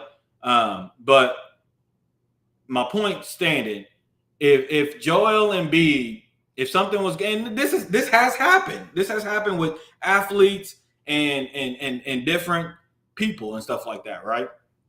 If you almost have to, as a celebrity of his stature or a certain stature, you almost have to go to interviews and ask them not to ask you certain questions like that, because you know it, when the Black Lives Matter movement was going on, black athletes were asked the question. You know, celebrities were asked the question, how did they feel about that matter? It's just general journalism. It's just general consensus. The fact that this man don't make no statement, he don't make no effort and shit like that, you either are going out of your way to avoid it, or you and your team are saying, don't ask about this thing, and you're protecting your assets and you're saving face. And Shane, the difference to me with the Michael Jordan thing is there would be mad. Now, there is shit that Jordan could help with, and Jordan does silently help with shit. He said it would be different if he's always been waving that Palestinian flag before, or if he benefited from being pro-Palestine before. Shit, Khaled probably thinks, dog, I do great biz with Israelis. I don't care. I think that's exactly his thinking. But is that thinking okay? That's my point. That's my point. It's really the philosophy on celebrity and how you use your celebrity and how you use your influence and how you use your power. That's my point, is that we have to broaden the scope, that other people out here do the same thing. If you don't think that we talk about the Israeli lobby. We're going to talk about the Israeli lobby. If you don't think that they're celebrities, think of all the people that say artificial intelligence. Think of all the influential people and stuff like that. They be doing shit on behalf of their people. Period, point blank. We could sit here and say, oh, we're a country and we're together and shit like that. Boo-hoo, poppycock. Poppycock. These people be working secretly or whatever on the benefit and the behalf of their people, the sovereignty of their people, period. And the point about Michael Jordan, if Michael Jordan was in a situation to where, now, yes, we have been gunned down in the street. There's been movements and shit like that, and he stayed silent on it, and he's faced mad criticism. That's point number one. Michael Jordan has always faced criticism. So to alleviate DJ Khaled from criticism and not alleviate Michael Jordan from criticism that's problem number one for me. Number two is his people are actively facing a genocide. This is a totally different. He said that thinking is perfectly fine with me. I'm not in the business of making people say publicly where they stand all the time. He literally obviously don't care. If he don't care, that's a problem to me. If he doesn't care, that's a problem to me. And if he does care and is too afraid, which I think is more so the case, that's a bigger problem to me. And that's maybe where me and you differ. That's where me and you differ. And I understand everybody's not going to be into it like that, but then get the fuck out of the space. Get the fuck out of the space. That's what I'm saying. You don't deserve to yield the power and the celebrity that you have and garner the money and shit that you have if you're not willing to use your influence and use your celebrity for shit that matters. Period, point blank. Period, point. Now, I'm not saying you got to go out there and be on the front line all the time and shit like that. But like I was getting ready to say at the top, guys, his people are facing an active genocide. A genocide. Are we understanding what I'm saying? A genocide. That means his people are being wiped off the map. Wiped off the map. So if you mean to tell me if there was 2 million black people left in America and they were being gunned down and starved to death, and Michael Jordan, who's the most famous celebrity in the world, he has talked about them and stuff like that, but that's besides the point.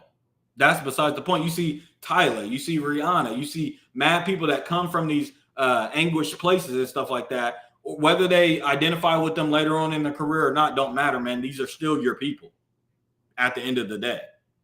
At the end of the day, these are still your people. Just as it is expected for us to speak out when there's injustice going on our people, same way you see what's going on with the Cincinnati thing and the white people the white old couple that got knocked out. You see who's stepping behind them. Let's not get this mistaken on how this works, guys. Our problem is thinking that it's not people's responsibility and shit like that. That's our people's problem. Yes, it is. Yes, it is. Yes, it is. And the same goes for DJ Khaled. He is not exempt from this. It is his problem. Period. It is his problem. You cannot be born out of the struggle. You cannot be born from this literal struggle between centuries old struggles. He said, yeah, you're naming people that chose to fight the good fight. I'm not putting that responsibility on someone like Khaled. I literally have never gave a fuck what Khaled had to say about anything. This isn't, I agree with what you're saying. I mean, I understand what you're saying, Shane, but I'm saying you have to remove yourself on if you want to hear from him or not. Do you think that the Palestinians that are over there starving, that know DJ Khaled is a Palestinian, could use a word from DJ Khaled? You don't think so? I do. I'm sure. Listen, I'm trying to give DJ Khaled the benefit of the doubt. He may have tried to donate. I'm sure he has tried to.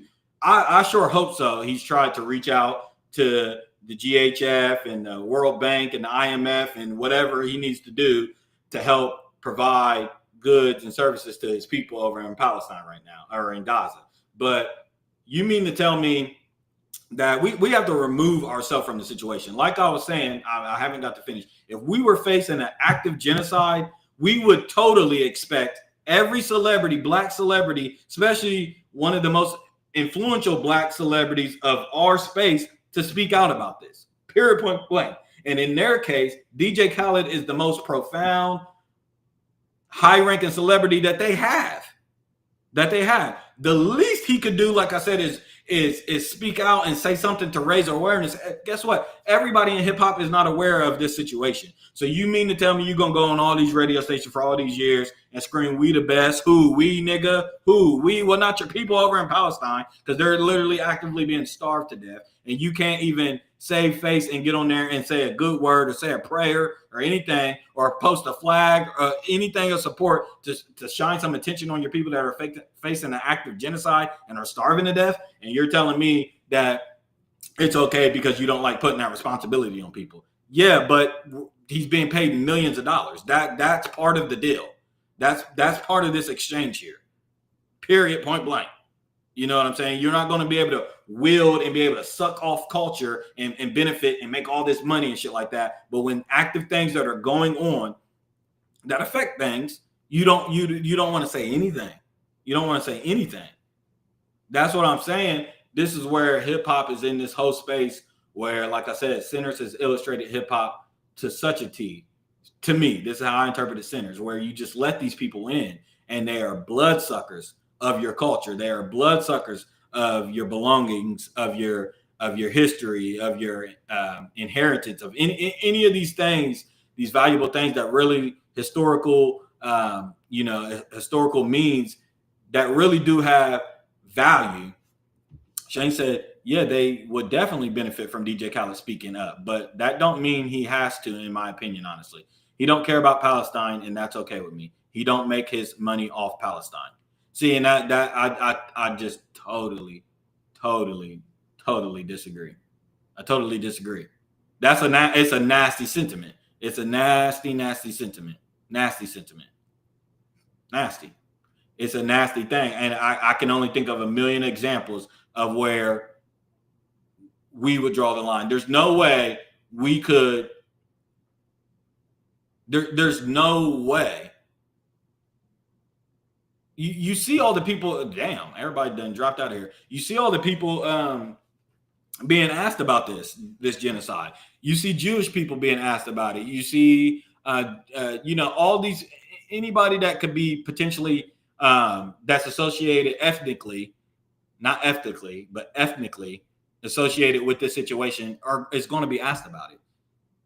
You know what I'm saying? If you bring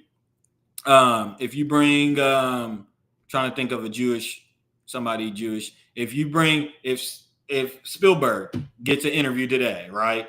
And unless he has already made it clear to his team and shit like that, don't ask me about that. Guess what? A good reporter or whatever is going to ask him, hey, how do you feel about what's going on in in Palestine and how you feel about that situation.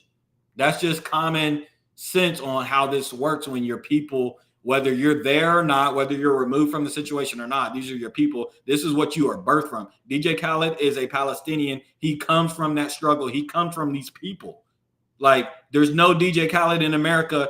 You're saying he don't benefit off of Palestine. Fuck, he don't. How do you not? Your whole story, your whole history, everything we know about you stems from you being a Palestinian. Period, point blank. How can you have such hatred of self, whether it is indirectly or directly? That's hatred of self. When he said we have just created an environment via social media culture that you have to speak on matters like this. I feel the same way about this as I do Wayne not caring about Black Lives Matter. But and me and you will disagree until we're blue in the face. That's self-hatred. That is self-hatred. Period. You know the old lame Martin Luther King. So you know, injustice here is injustice everywhere. If you don't speak about injustice here, you speak about injustice everywhere. That same goes in this situation. You know what I'm saying? Now the question to me should be: do we think that? You know, am I asking him to be frontline? You know, no, I'm not saying DJ Khaled should be frontline, but to post this picture to me, Shane, you tripping, bro. You tripping. I don't give a fuck what you talking about. You tripping, bro. You are tripping, bro. It's disgusting. Matter of fact, it's disgusting to post this picture of your fat ass on a beach like this while your people are over there starving is crazy. It's crazy. It's crazy. And he should be under fire. He should be under fire. All this whole he don't gotta say nothing, and I don't blame people for not saying it. You don't blame people for protecting their asset. That's what you're saying. That's essentially what you're saying. Which, if that's your space and you make that clear, cool, whatever. It don't alleviate you from criticism. All it does is protect your assets. If you want to protect your assets, cool. But I don't think it should be remiss on us to say that when your people was facing an act of genocide and when it couldn't get no worse for your people, you stayed silent. You said nothing. You said absolutely fucking nothing. You didn't use your influence for no good. And that's the purpose of having that spot. That's the purpose of celebrity. That's the purpose of having God-given talent. That's the purpose of those things, to use it for those things. He said, I can't confirm or deny if he came from the Palestinian culture. And I've just literally never thought twice about him being Palestinian. I've never hear his music and think, oh yeah, he's a Palestinian. Well, that's because we know what DJ Khaled is. I sure hope you know what DJ Khaled is. I don't like the fucker. He's a culture vulture. I don't like DJ fucking Khaled. Never liked the fucker. He said, you say that's the purpose. He may disagree. And I say he did, and that's fine. He would be wrong. He would be historically inaccurate. This isn't just like I said, this isn't just not immune. This isn't just spotlighted on him. This is the expectation for celebrities abroad, man. This is the expectation for celebrities abroad. There's always been cases like this where something's going on in England and you know, somebody got to speak out that may be in the Americas now, living a whole better life, but they're asked that question. Something's going on in South Africa. Tyler's being asked the question, what's going on in South Africa? I mean, the list goes on and on and on and on and on, whether you're an activist or not. But if you're a celebrity, what happened to the days where we used to get relief concerts and shit like that? Y'all are lucky Michael Jackson ain't running these streets, man. That's what we need. We need Michael Jackson to be running these streets in 2025, because Michael Jackson would have put on a relief concert. Michael Jackson would have put on a relief concert. Let me read more comments.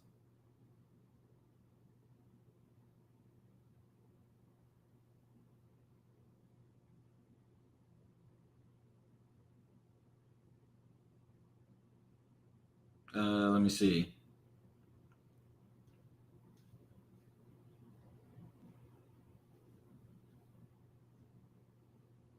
Yeah, posting this picture is crazy to me.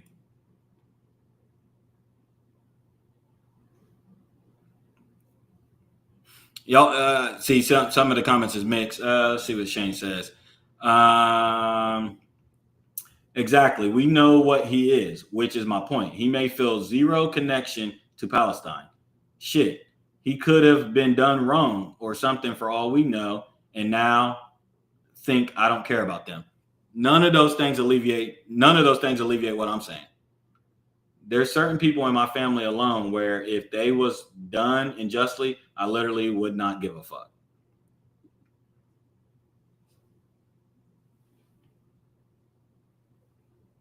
I think to a level of degree, I understand what you're saying, but I think to a level of degree, like you keep trying to rationalize with yourself, which I understand.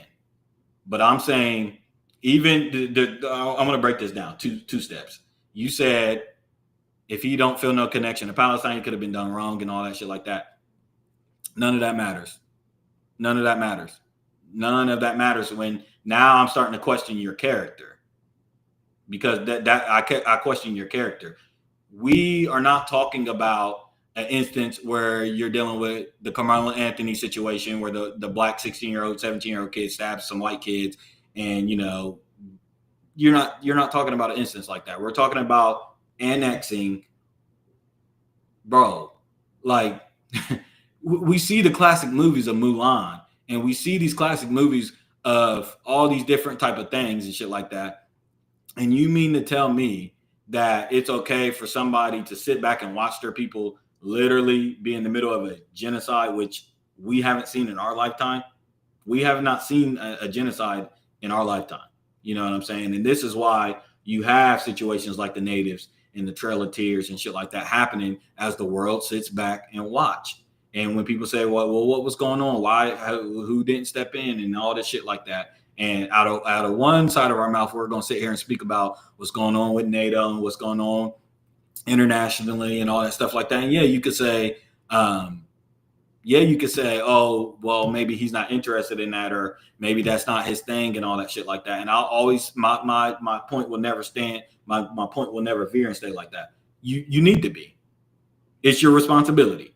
And you could say, no, maybe people don't believe like that. Well, that's it's wrong. It's wrong. It's inherently wrong. It's your responsibility, period.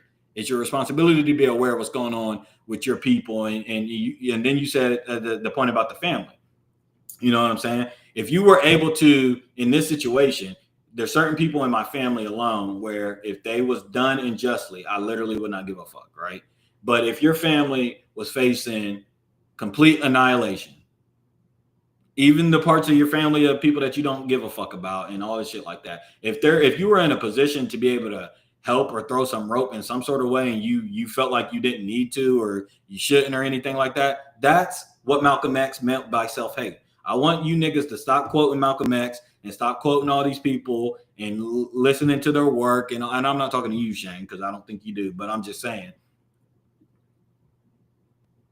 let's not get it twisted. I think anyone and everyone should be speaking out against it, but creating an environment where someone has to because they're famous, I just don't agree with. Okay, but then twofold the comment. Do you think that DJ Khaled should even, nigga, go away then? Go away. You shouldn't have popped up, because I got on your ass when you popped up with the whole Drake situation. You shouldn't have popped up then when you tried to start promoting your album. Don't promote your album. You don't sell a goddamn thing to us until you either shit or get off the pot. Do not post a picture of you on a beach drinking a fucking pina colada while your people is over there literally starving to death. It's really that simple. You could have just shut the fuck up. You could have just not done that.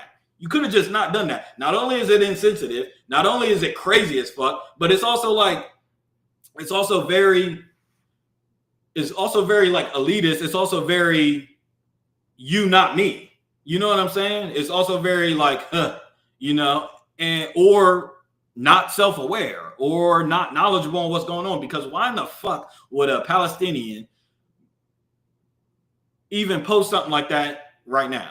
And I know it don't hit home to you or me or anybody as much as it probably should, but like it's not a funny matter. It's tone deaf as fuck. So I'm gonna be on his ass. And to say, you know, and I agree. I understand what you're saying. Like I don't think we should put it on him, but like when you're the only one, like who's the face? Who's the face that we know of Palestinians over there? And like you said, you don't associate him with Palestine. Well, like that's his come up, that's his history, whatever. He's a Palestinian. His children are Palestinians. I'm pretty sure, I believe he has a wife that is Palestinian too. And that is you. That is literally your blood running through your veins is those people.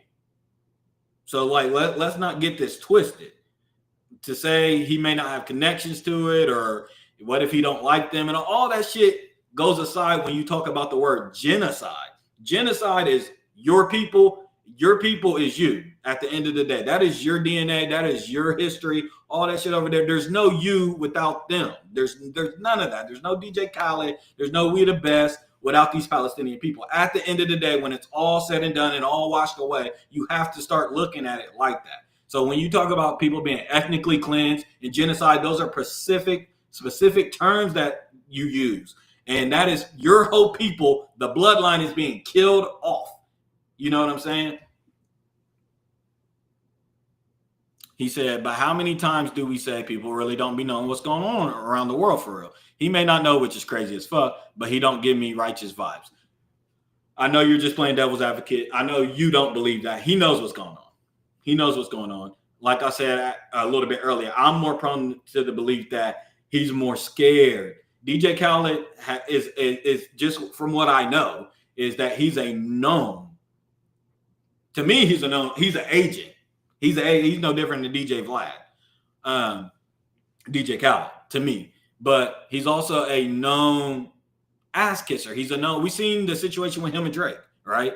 Well, how crazy would it have been a Jew and a Palestinian pop out to do a collab right now on that album that he was trying to get Drake to. I love Drake shunning him, saying like, "Nigga, get the fuck out of here."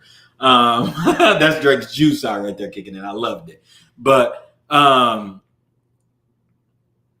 We know DJ Khaled. Like, let's cut the crap. We know DJ Khaled. We know he's there to protect his asset. We know what type of artist he is. He's about the money. He's about the return on the investment. He's about the out. He's not about the art of the culture. He's not about that. Let's just get that clear. DJ Khaled is here. He's here like Sam is here with qualities. He's here like the Arabs is here with the corner stores and the 7-Elevens. Let's just be real. Let's just be real. Why they sit and go to the masjid, why they sit and go to the mosque, and why they sit around and pray 5 times a day, and why they forbid pork and shit like that, why they sell you and I pork, why they sell you and I cigarettes and all this shit that's forbidden in Islam. They set up shop in our communities, and they give us what they're forbidden and what their people don't need and what they don't believe in, but they feed it to us, and they make money off of us. That's what they do. It's no secret, and it's okay. It's okay. I don't blame them. It's on us to peep game and understand how the game works, and we need to get our hand in the game and do the same damn thing. But like, let's stop acting like we don't know what these people do.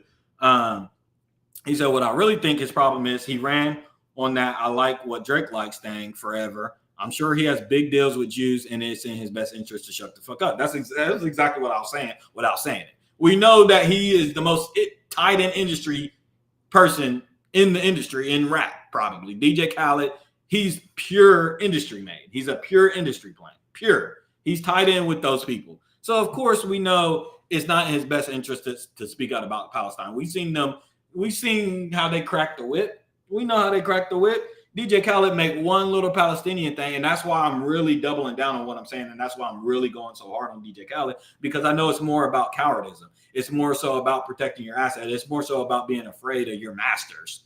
You know what I'm saying? Than it is, oh, he's not aware, or he don't got no ties to the land, or he don't really care. I don't believe that.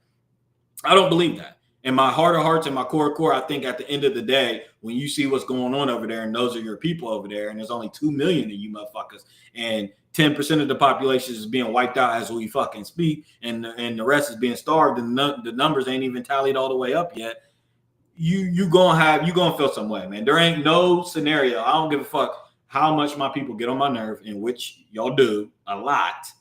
If I was seeing our people being mass slaughtered like that, and then a starving campaign, And you mean to tell me? Now, I'm not saying I would go put on an army suit and fatigue boots and all that shit and go over there and fight. I might would, but I'm not saying that. But the least I would do is speak out. That's the least I would do. That's the very fucking least I could do. So, DJ Khaled, you have a blast, man. You posting this is clown behavior. I don't give a fuck what nobody said. This is clown behavior. Now, obviously, he did not post this in the rubble and shit like that. We edited it like that, yada, yada, yada, yada. But he posted it on the beach, kick back, relaxing. And, you see the distinguished shit going on over there, man. It's really not funny, man. It's really not funny. I don't like it one bit. You already know, and it's just a perfect way to veer. I don't like the situation one bit at all. You got Netanyahu coming out and saying that, the term free Palestine is anti-Semitic and it should be banned. And these are dangerous things to be said because, A, he's a powerful man. We know he's a very powerful man, but also we know that this isn't just Donald Trump talk. Netanyahu's dead serious about this, and they're making waves to make this happen. In fact, a former IDF soldier, a former Israeli IDF soldier, ex-IDF soldier, is now in charge of TikTok, and they're trying to clean up anti-Semitism on the TikTok platform because there's a whole TikTok and X and all these social platforms have swung so far in the pro-Palestinian favor that you got the Jewish lobby and the Zionist lobby and all this stuff like that working diligently. We talked about last episode or 2 episodes ago about Bibi Netanyahu's press run to try to fix some of the images or the PR going on over in the Israel situation. And then we also get news out of Trump's administration, where Trump said that the MAGA movement people are starting to, he told the Jewish lobby and Bibi Netanyahu and them, hey man, MAGA's starting to hate Israel. So like y'all gotta figure. So we're seeing them try to clean this shit up, right? And this is why I'm saying DJ Khaled speaking out about this shit, putting people on record and people speaking out about this shit is so important right now because we're not talking about no game. We're seriously not talking about no game. We're not talking about Shannon Sharp and him losing $50 million and shit like that. We're not talking about this. We're talking about, on one end, we're talking about potential prophecy. And on the other hand, just on a historical level and shit like that, we're talking about some Pocahontas. We're talking about people literally being annexed off of a territory at the very least. And at the very worst, we're talking about a complete genocide of a people, man. We're reading shit from AIPAC and people in the Israel administration talking about over at the Gaza border, talking about this shit is ours. And let me pull up some of these articles. We're gonna read them together.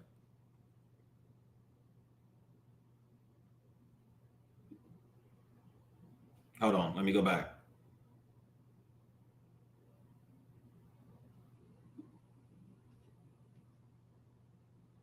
All right, we're gonna read this together.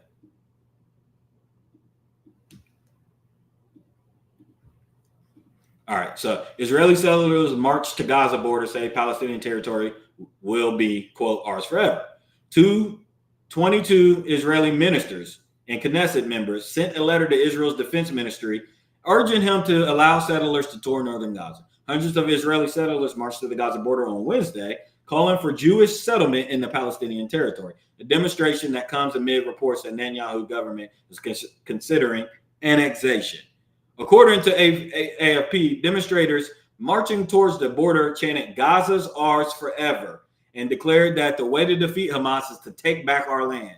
Danielle West, leader of radical settler Nachala movement, said she had families ready to move in.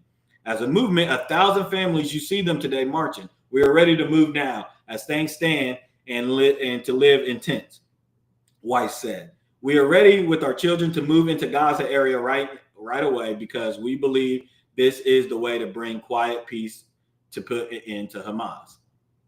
So here we got Israeli defense ministers, Knesset members, powerful people over there in the Jewish lobby speaking on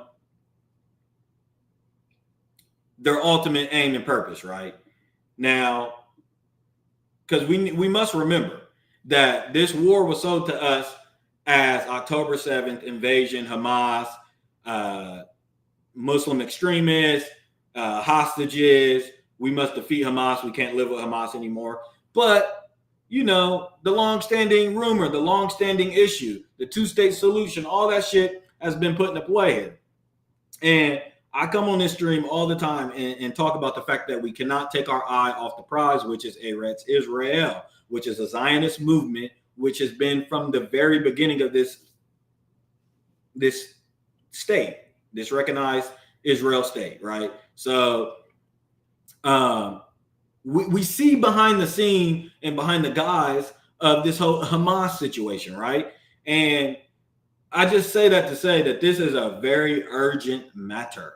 This is a very serious situation. I don't want people to fix their lips in a few years when it's all said and done and damn near a million Gazans are only left on the earth and they're somewhere, you know, they talking about where they sending them. You got France hopping in talking about that they want to recognize a Palestinian state. And then you got Trump speaking out about that, right? You got France saying that they may, welcome in refugees from this situation. And you got the surrounding Arab nations talking about, you know, the conversation is the dispersal of the Gazans right now, the Palestinians, the remaining Palestinians. That's the conversation. It's not, the conversation really ain't stemmed around the rebuilding of Gaza, a real two-state solution. How do we get it back to even how it just was? How do we get it back to the Gazans keeping their territory? That's not the conversation right now. The conversation is who's going to take these motherfuckers as refugees. Like I said last episode, that they go so far down this fucking rabbit hole and they do so much wicked shit that we are going to agree to settle on them annexing this territory and kicking the Palestinians out. That's what we're going to settle on, because the worst case scenario being a genocide. So we're like, okay, we won because at least they didn't kill off 2 million fucking Palestinians. So we're going to sit around, the world's going to sit around and watch as these people either get killed, which is what this article is alluding to, either take death or give us this land. That's where we're at. Right. And it's a fundamental conversation that we got to have as a world and a country. Is this really their territory? Not the Gazans, not the Palestinians' territory, but is this inherently Israel's territory? And Shane, I know you don't believe that. I don't believe that, right? So this situation is very urgent, and it's not to be played with, and it's not a game. You know what I'm saying? And I think, like you said, it's very tone deaf for the DJ Khaled situation, and I'm off him, right? But I think everybody should do what they can do to prevent this from happening, or they should shut the fuck up about the Native Americans, or they should shut the fuck up about the transatlantic slave trade, or they should shut the fuck up about South Africa and Rwanda and all these other and the British colony. We should shut the fuck up about colonization. We should shut the fuck up about these things. We should shut the fuck up about it, because I've already said that God has a funny way of repeating things to see if we've learned our lesson. And it seems like the world just quite hasn't learned its lesson just yet. You know what I'm saying? To where we got defenseless people over in Gaza starving to death, to where they can't even get food and water and proper medical needs for people that are innocent in this whole matter. These are not Hamas members. These are not people that have done anything to this Israelis. They don't have the power to even do anything, right? You know what I'm saying? So on behalf of Hamas, you starve out a whole people. That is totally absurd. And not only is it illegal, not only is it all those things, but it's very wicked, it's very evil. And I think everybody should do what's in their power to speak out about it. And that's including DJ Khaled, who is a Palestinian. I'm sorry. You know what I'm saying? That's the very least that he can do, is speak out about this shit. This is not a fucking game. This is not what we're used to talking about when we're talking about rappers and basketball players and shit like that. We're talking about a whole sovereign people out here starving to death. That shit is not funny. That shit is not funny. As you and me and whoever else is on the stream sit in front of this computer and talk, and I drink my water, and I get up there and I'm about to cook some motherfucking beef bacon and all this shit like that. We got people in the 21st century in 2025 starving to death while the world sits around and watch. What kind of shit is that? 2 million people. It's not funny. It's not funny at all. So we must use our voices. That's a lot of the power that we have. We must assemble. That's a lot of the power we have. Like I said, you see the power of assembly and using our voices because they're trying very, very hard, and very, very soon, anti-Semitism in America, as you see. In fact, anti-Semitism is so rapid and rampant in America that it annoys me. Somebody who's been called a raging anti-Semite. You know what I'm saying? It annoys me because I'm like, oh my God, Nick Fuentes and Candace Owens and Tucker Carlson and all these, America First people, they made it so uncool. You know what I'm saying? It's so uncool anymore. It's kind of like I said, when they took the word woke. When they took the word woke, I was just like, y'all ruined it. Now, I don't use that fucking word. Nobody uses that word no more. Nobody cool uses the word woke because the adults took it. The lames took it. No, we don't want to hear that from y'all. So the point being that very soon, they're trying to make it illegal for anti-Semitic speech, all right? So DJ Khaled, it may not affect you today, fat boy. It's not going to affect you today, but very, very, very soon, it will be coming to your shores. You've seen. Let me see if I can pull up Mr. Netanyahu's, because people may not believe me. Let's see if I can pull up Mr. Netanyahu's speech.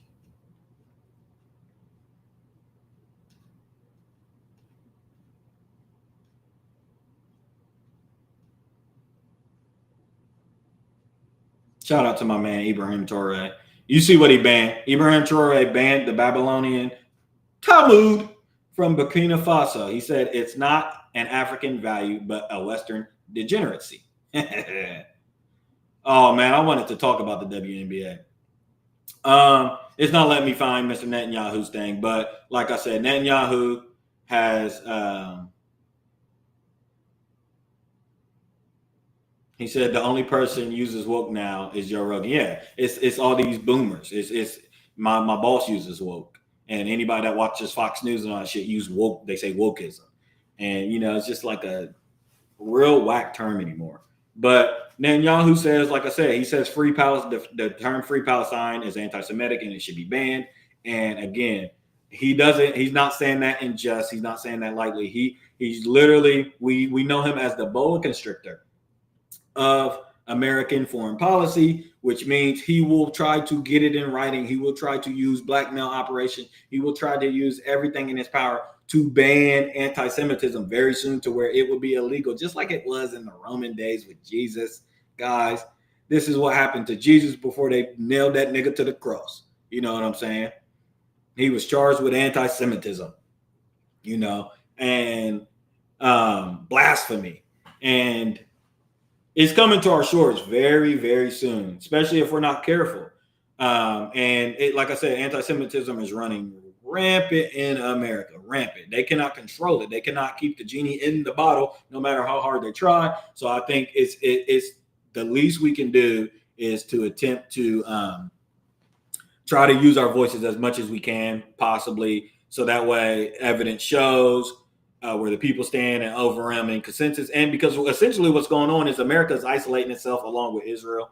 America is completely isolating itself. You got France speaking out, Paris speaking out, all these different nations speaking out. The ICC, everybody's getting involved in this humanitarian crisis, saying even people that was, I think of Piers Morgan and some of the people he's had on, some people that was pro-Israel through and through is just like, okay, I cannot. And then you had the whistleblower this week, the IDF whistleblower who was a former Israel defense, part of the Israel Defense Forces. He came out and spoke about what he's seen going on and some of the campaigns that the IDF is doing over there. I'm talking about crowd control and moving people a certain way just to unload tanks on them and shoot at innocent people trying to get food from the target areas to get the food that they need and shit like that. So you got, the more and more we speak out about this, America's not going to be able to keep this genie in the bottle. Before all these years, before, I'm talking about decades and decades before they were able to control this. They were able to control anti-Semitism through the ADL and all these other organizations that they have going on. They closely monitored any anti-Semitic speech that was going on, and they would come after you, and they would use their power within the media, within the organizations that they controlled and stuff like that, to make sure that you did not have. This all really kicked off. Hey, by the way, this all really kicked off. Shout out to Yeezy. But if you guys remember, the real ball getting rolling on this whole anti-Semitism thing going on is the Kyrie Irving situation. The Kyrie Irving situation, where he shared the link about the Black Hebrews and all that shit. And the rabbit hole hasn't stopped since. The genie's been out of the bottle since. So if we want the freedom to be able to criticize Israel, which we should have, because they are a foreign fucking government, you know what I'm saying? And what fucking world should we exist in where we cannot be critical of a foreign government, let alone we're critical of our own, right? That's our right. And if we want to maintain that right,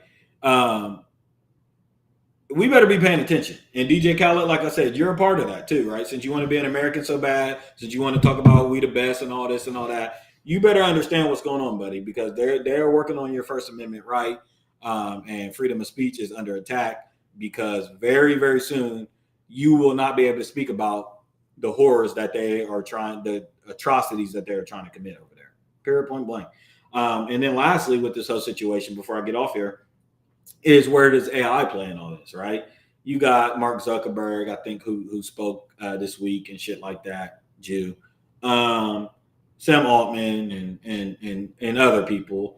List goes on and on and on and on and on. But this whole idea of a surveillance state, you know, and it's no coincidence that they're ushering in a surveillance state, a police surveillance state, and they're using it off the back of illegal immigration and shit like that. But it's just more means to control, and he's able to sell it to you fucks because you guys are so prejudiced and so racist and so crazy that you want the illegal immigrants out of the country so bad that we're going to be able to usher in this surveillance state, whether it be Palantir or the Stargate project, or what's the other one, Shane, that had the crazy stock, and NVIDIA and all these other AI things that's going on.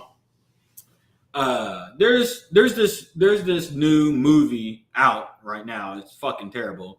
It's War of the Worlds revival with Ice Cube, and we know the classic War of the Worlds with Tom Cruise and yada yada yada. But this is a new installment, and it got Ice Cube in it, and it's all about surveillance. It's all about it's all about Homeland Security and those type of entities being able to surveil just American general population, and just being able to use different IP address and zoom in, which we've known they've had this capability for a long time, right? We've known that, but we're literally to the precipice of this, to where it's being ushered in. Like I've said this about a couple months ago on the stream, that usually the military gets access to these things like an iPhone, and you got to even remember the World Wide Web was a product of, it was used as a military installment first before they ushered the World Wide Web into the general public and stuff like that. We already had access to it through our military and stuff. So, and that's where a lot of these dark, underground projects and all this $23 trillion missing and stuff like that from the Pentagon and stuff, they go to these secret projects and shit, right?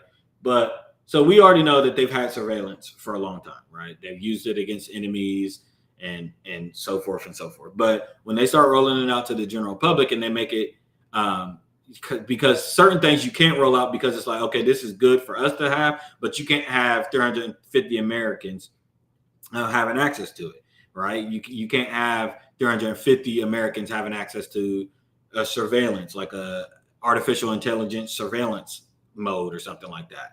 Now you can let them have the World Wide Web, and look what the World Wide Web turned into. Now the genie's out of the bottle. Now information is available everywhere, and I'm sure they probably regret that decision. But I remember the minister said that he thanks Steve Jobs for freeing the world because he freed the world through this. Now, part of it is that we're slaves to this, but he also helped free the world because information's at our hands, literally, and also instantaneously communication and all that stuff. But AI surveillance, man, we're going to let this whole ICE situation and immigration situation turn into Palantir getting access due to facial recognition and all these different things that they're trying to do to help alleviate illegal immigration. But this is going to turn into where they're going to have complete autonomous control over the American people. I won't be able to sit on the stream and say something anti-Semitic. I won't be able to. They'll be able to surveil it. They'll be able to cut the stream. They'll be able to sue. They'll be able to eventually lock me up and charge me with crimes. That is coming very, very soon, all at the hands of surveillance. And this is just all ushering in at the same time with artificial intelligence, where all of these things culminating at the same time is very, very dangerous and very, very tricky. I just want people to read up on it and be aware and be very, very, very cognizant of not only what's going on, but what they say and what they do, because you're being surveilled right now. And eventually it'll come to a point to where charges will be, you'll be followed by charges. And we're just blindly walking into such uncharted, dangerous territory with these things, man. You got these wicked people, man. Wicked. Like, we can't imagine how wicked these people are. And we're giving them the most autonomous, we're giving them some of the most craziest control. I mean, artificial intelligence and surveillance, police state. I mean, have we not seen the movies and how this turns out? You know what I'm saying? But hey, that's just Lord of Lips talking. So I don't know how you guys feel. You guys can let me know in the comments how you guys feel about the whole thing. I'll be coming back with a stream this Saturday. And this stream is really going to be centered mainly around the whole Epstein thing. I do need to dedicate a full episode to this Epstein thing because it ties into what we're talking about here too. And believe it or not, it's all in cahoots with the Israel and Palestine situation, also the AIPAC and the Israeli lobby over into the American states and how this whole machine works. So we'll have to talk about it. Maxwell is speaking out more than ever now. Will she testify? Will she not testify? What is her demands? I think she's listed her demands. Trump's falling out with the situation and the whole administration, but we need to really do a nice deep dive on this situation. So I'm going to try to dedicate that to this Saturday. I hope you guys all tune in. But other than that, I think I'm going to leave maybe with a video. And that's really all I have to say today. Let's see if I can find the video that I want to leave with. Okay. What should I eat? What should I eat? What should I eat? What should I eat? All right, back to the page. I'm going to leave on this note. Appreciate you guys for tuning in and leaving comments. It was a good one. I do want to leave on this note. And that is all I have to say. It's your host here, Lord of Lips. And I am officially signing out.